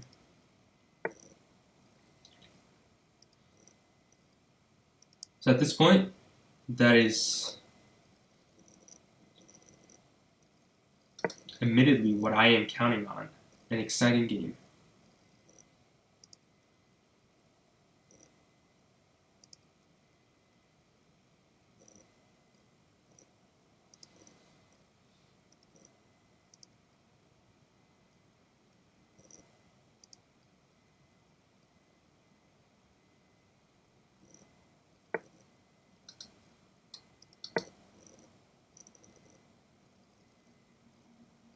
Bishop f8, just keeping an eye on this pawn. It's a little bit weak.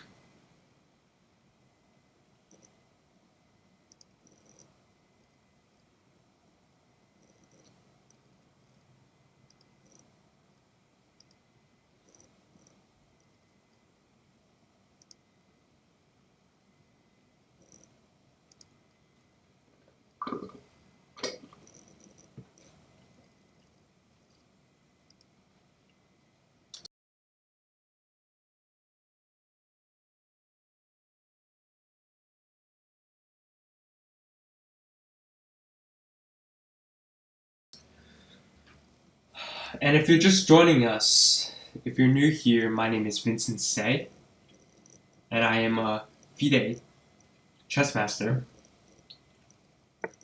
and you're watching Chess4Unity's third Saturday tournament. This tournament is organized by Chess4Unity and happens on the third Saturday of every month. Absolutely free to attend for everyone. And there are also prizes. We have 3 sections. We have under 600, under 1200, and open.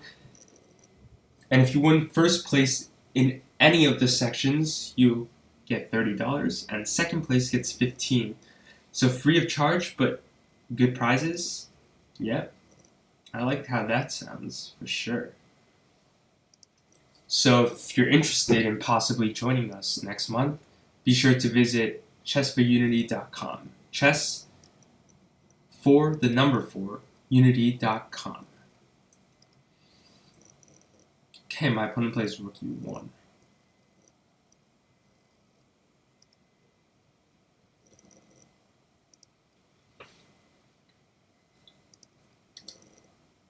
Let's go knight b4. I want to shake things up a little bit. I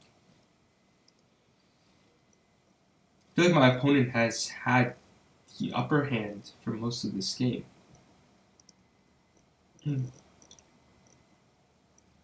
I like to change that.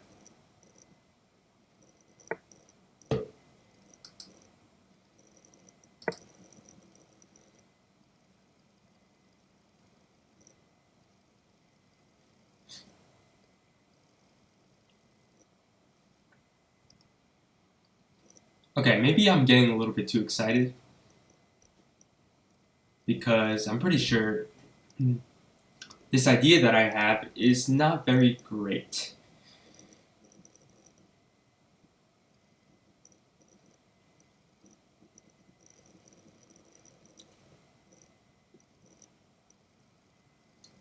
But one thing it absolutely does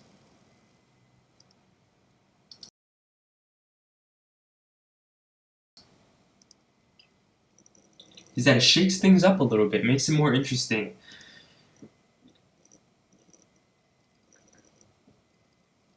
And that's my goal, isn't it?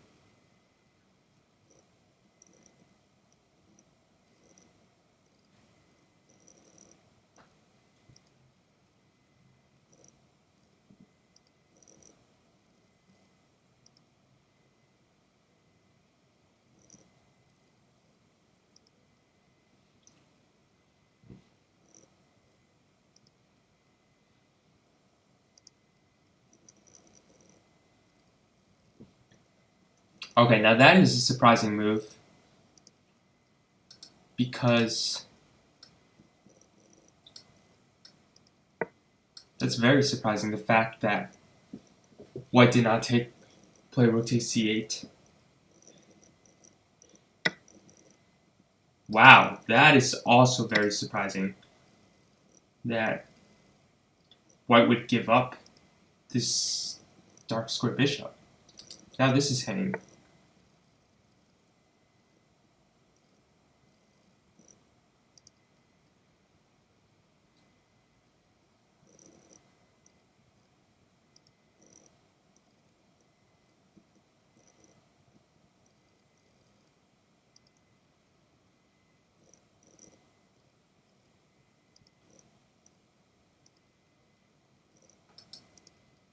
Okay, let's take.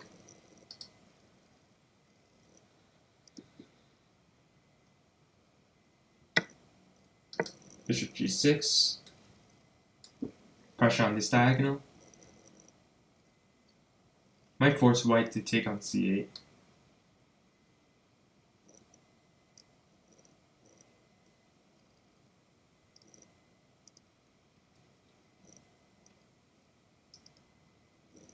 Which I'm sure white does not want to do, because it gives up the c file. Very valuable file in positions like these, where the pawn structure is close. Right, I have an isolated pawn, but I am very comfortable with my position since I have the bishop pair to compensate for that.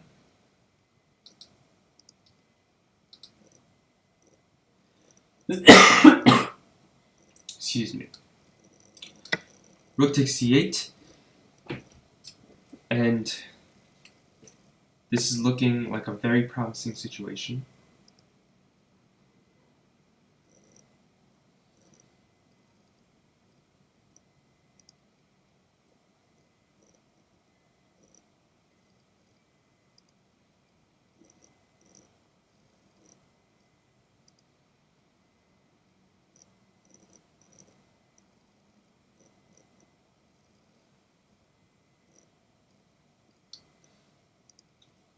play. Huh.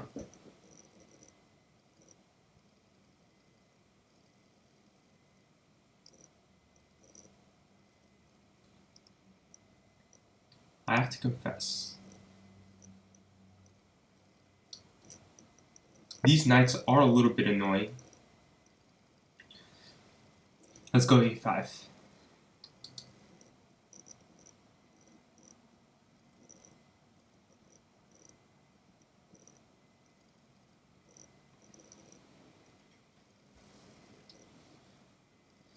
Expecting white to take on a5.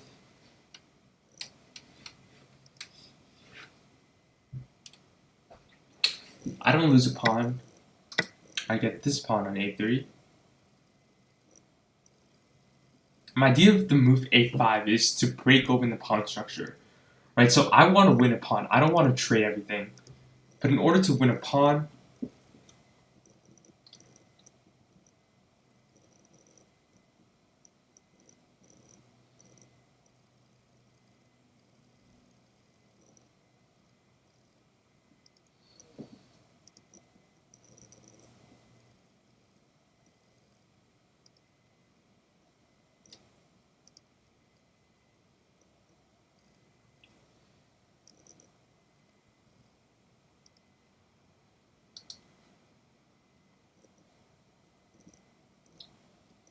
rook c1, let's go. King h2 is forced.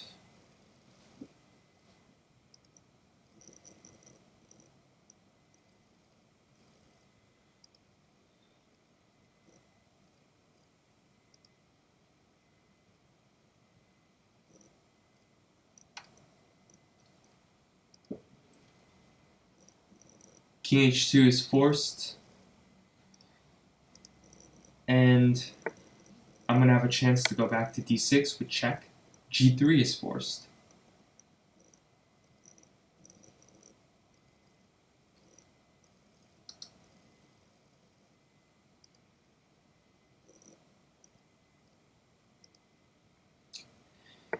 And white wants to play a6.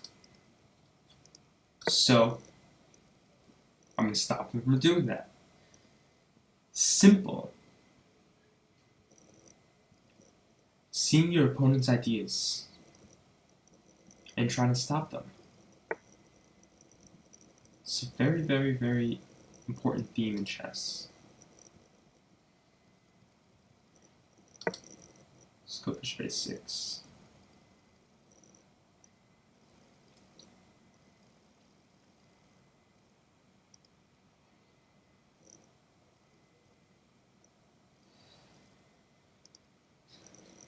Honestly, probably rook b8, rook b1 could have been better.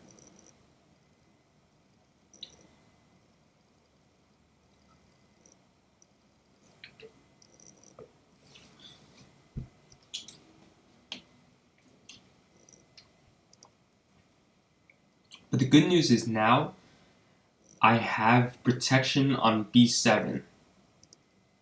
So I'm essentially free to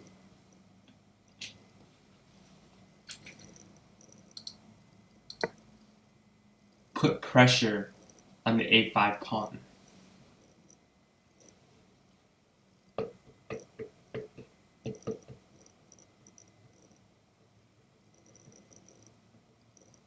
Okay, bishop f8, my idea is to go g6 next, right? Push the knight back to where it originally belonged.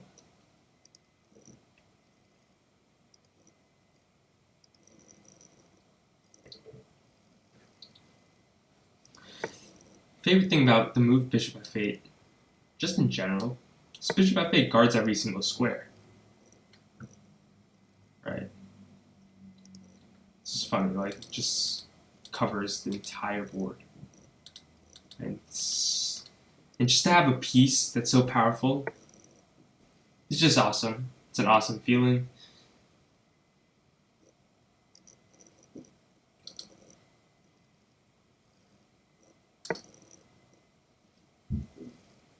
Let's attack the knight a little bit, see what he says. Mr. Knight, what do you want to do? It's all up to you.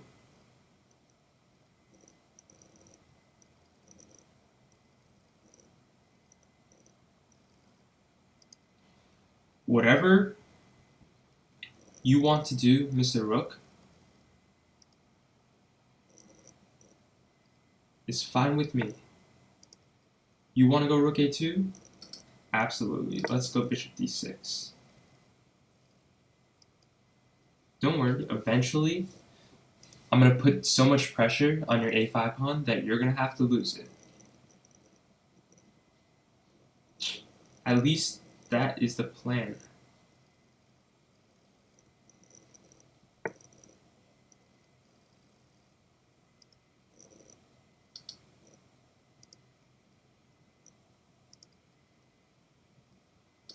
Though whether that works is a different story. But at least with this bishop on b4, I am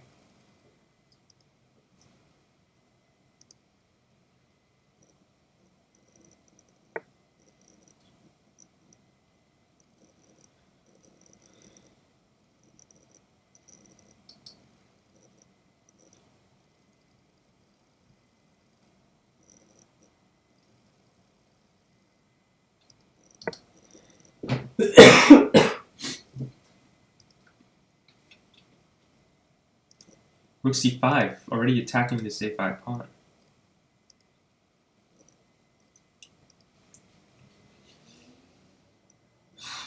See what he does.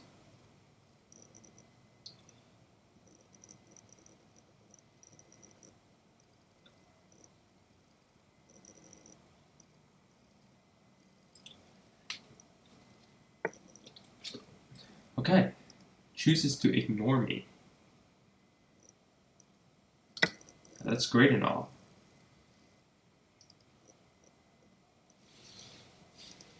But, ooh, that's a dangerous move. With the bishop pair, you are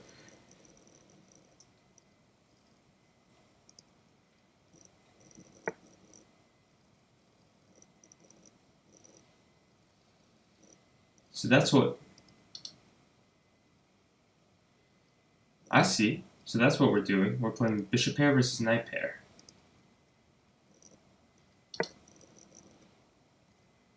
And you think that bishop pair is going to lose. Not sure about that.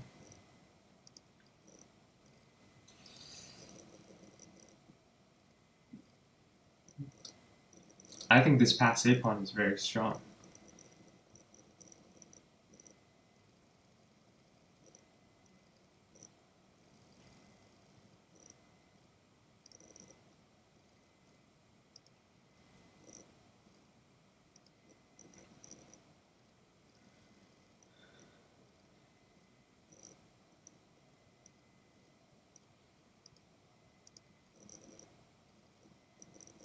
By the way, I'm pre-moving this move. You know what? I'm not going to pre-move. Let's just show this position as it is. So I just went bishop b4, attacking this knight on c5, and I'm basically saying, you're welcome to get rid of my bishop here, but you give me a pass A pawn. And a pass pawn in an endgame, let's just say it goes a long way. Very powerful. Okay? And if you don't take,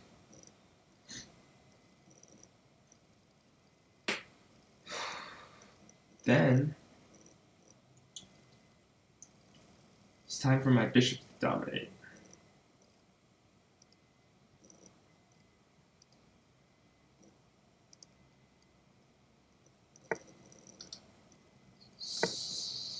Move the chains.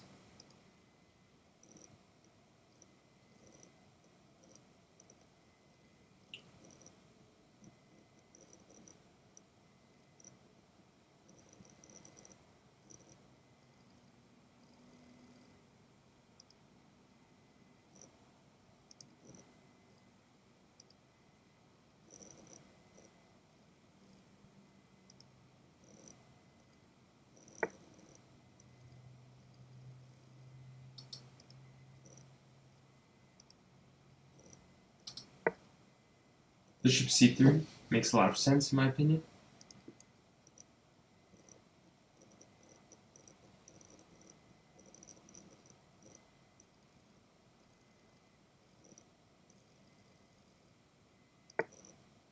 Okay, he goes g4.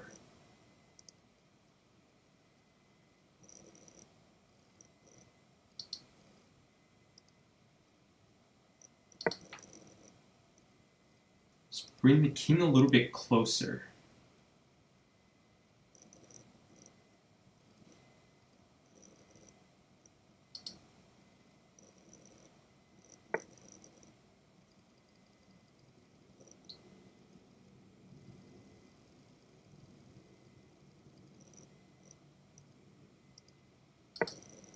Let's push b4. Just gonna go g5. I'm just gonna go king e7. King g7 also looks nice. But I think it's too late for my opponent. That is to stop bishop d4 followed by b3.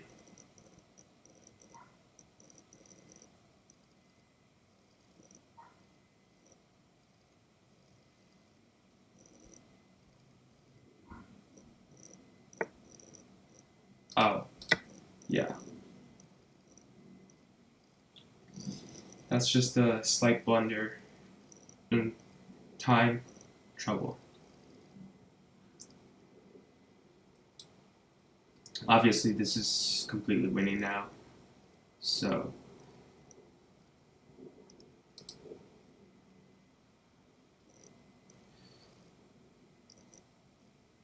okay. Yeah, so that was mostly a very good game. KCYZ8. You played extremely well. So, let's check out the games that are still going on. Okay. This game decides first place, so let's check it out. What's going on here? With Will versus Chess Knight 0221.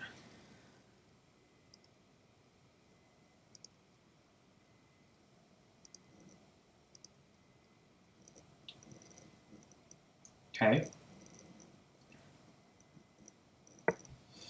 This looks pretty equal to me. I would take black. But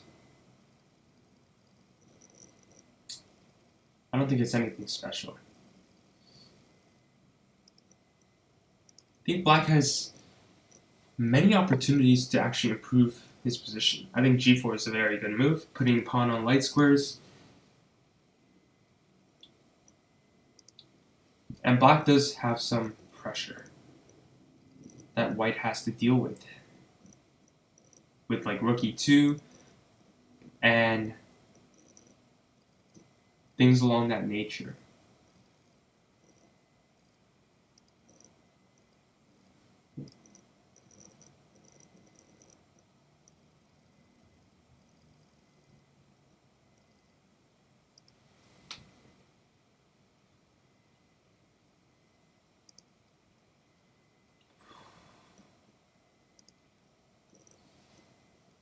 Let's stay on this game because I'm very interested to see how both sides play under time pressure. Right? If this was a long game, both sides have 1 hour left, it'd be kind of boring to watch. But with 2 minutes left for each side, it's interesting to see who can manage their time better in this situation. And whoever that is will almost certainly come out on top.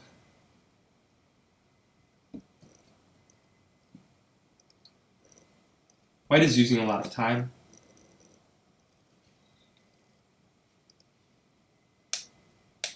Which, in this position, makes some sense because of the critical nature of the position.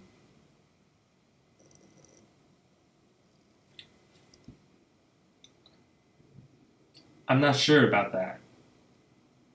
I was looking at that, But I think black wins a free pawn. Takes, just rook c7. Black can go back rook e7. Right? So it's not like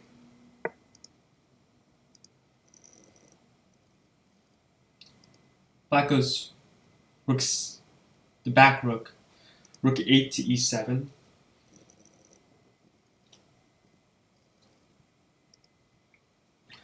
And it's just up a clean pawn. But I can understand why white would go for this position. I think with 2 minutes left, again, it's very difficult to see that bishop on b6, targeting f2, with the idea of rook e2 coming in and being comfortable with that. Right here, at least rook takes e7, rook takes e7, you have a rook ending. Which, as we all know, is generally very drawish. So there's a chance that that's sort of how white is thinking about the situation. Rook f4, I would presume.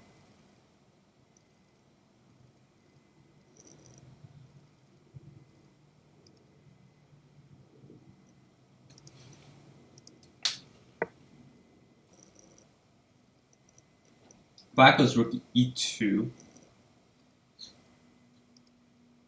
Right. Can't save that g4 pawn. Black doesn't need to either. I think rook f4 was a slight mistake. I think rook f2 would be better. But, I mean, this is also... Rook f1? No, you can't go rook f1. Rook, king f2, right? Followed by rook a1.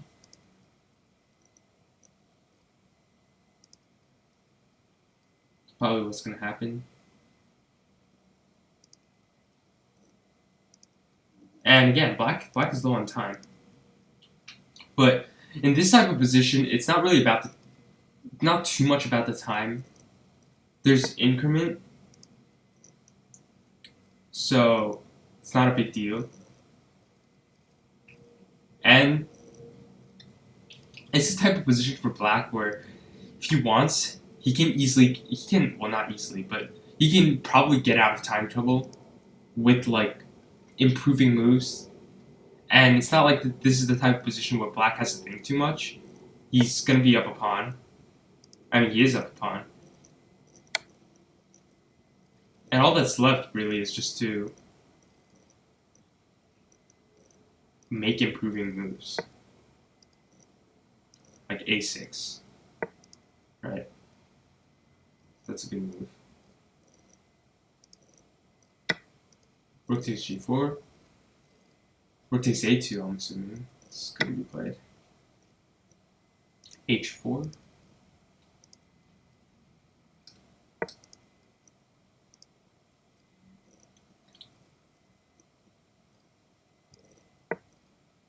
Okay, rook a3 is interesting. b5. Black definitely has the upper hand here.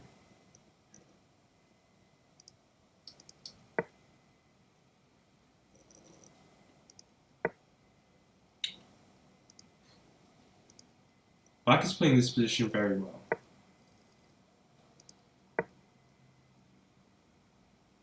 In my view. Okay, now, if I were white, I would probably have played b4 instead of rook d3, but again, white doesn't have a lot. Neither side has a lot of time.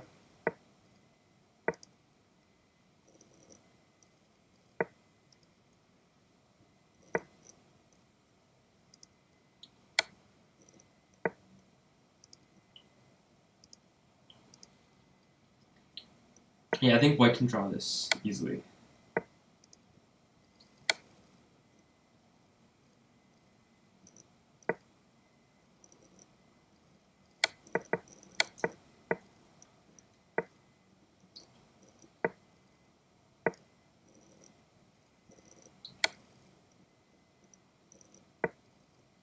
Oh, okay. Black has gotten the rook behind the pass pawn. And that should actually win the game, I think.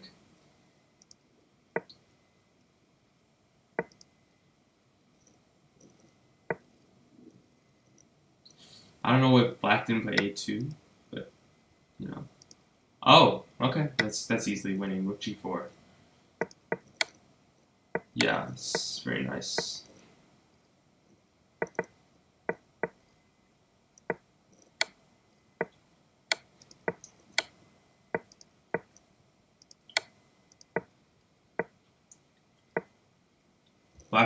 Black looks like he knows what he's doing here.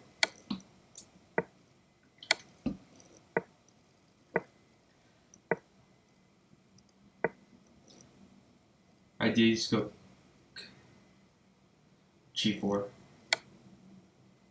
Yeah. Rook check.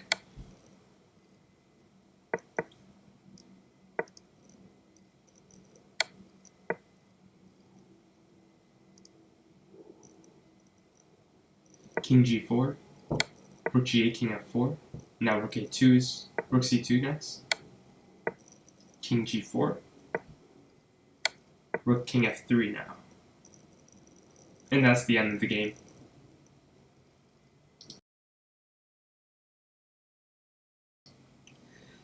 Yeah, so Chess Knight wins this game, and along with it, the tournament. So congratulations to Chess Knight 0221 for going 4 out of 4 and destroying the competition. Next up, Will and Fishdom, as well as I think probably one more person, finishes tied for second, so they'll split the prize. Yeah, so thank you everyone for tuning in to Chess4Unity's 3rd Saturday tournament. I hope to see you next month, and goodbye and take care.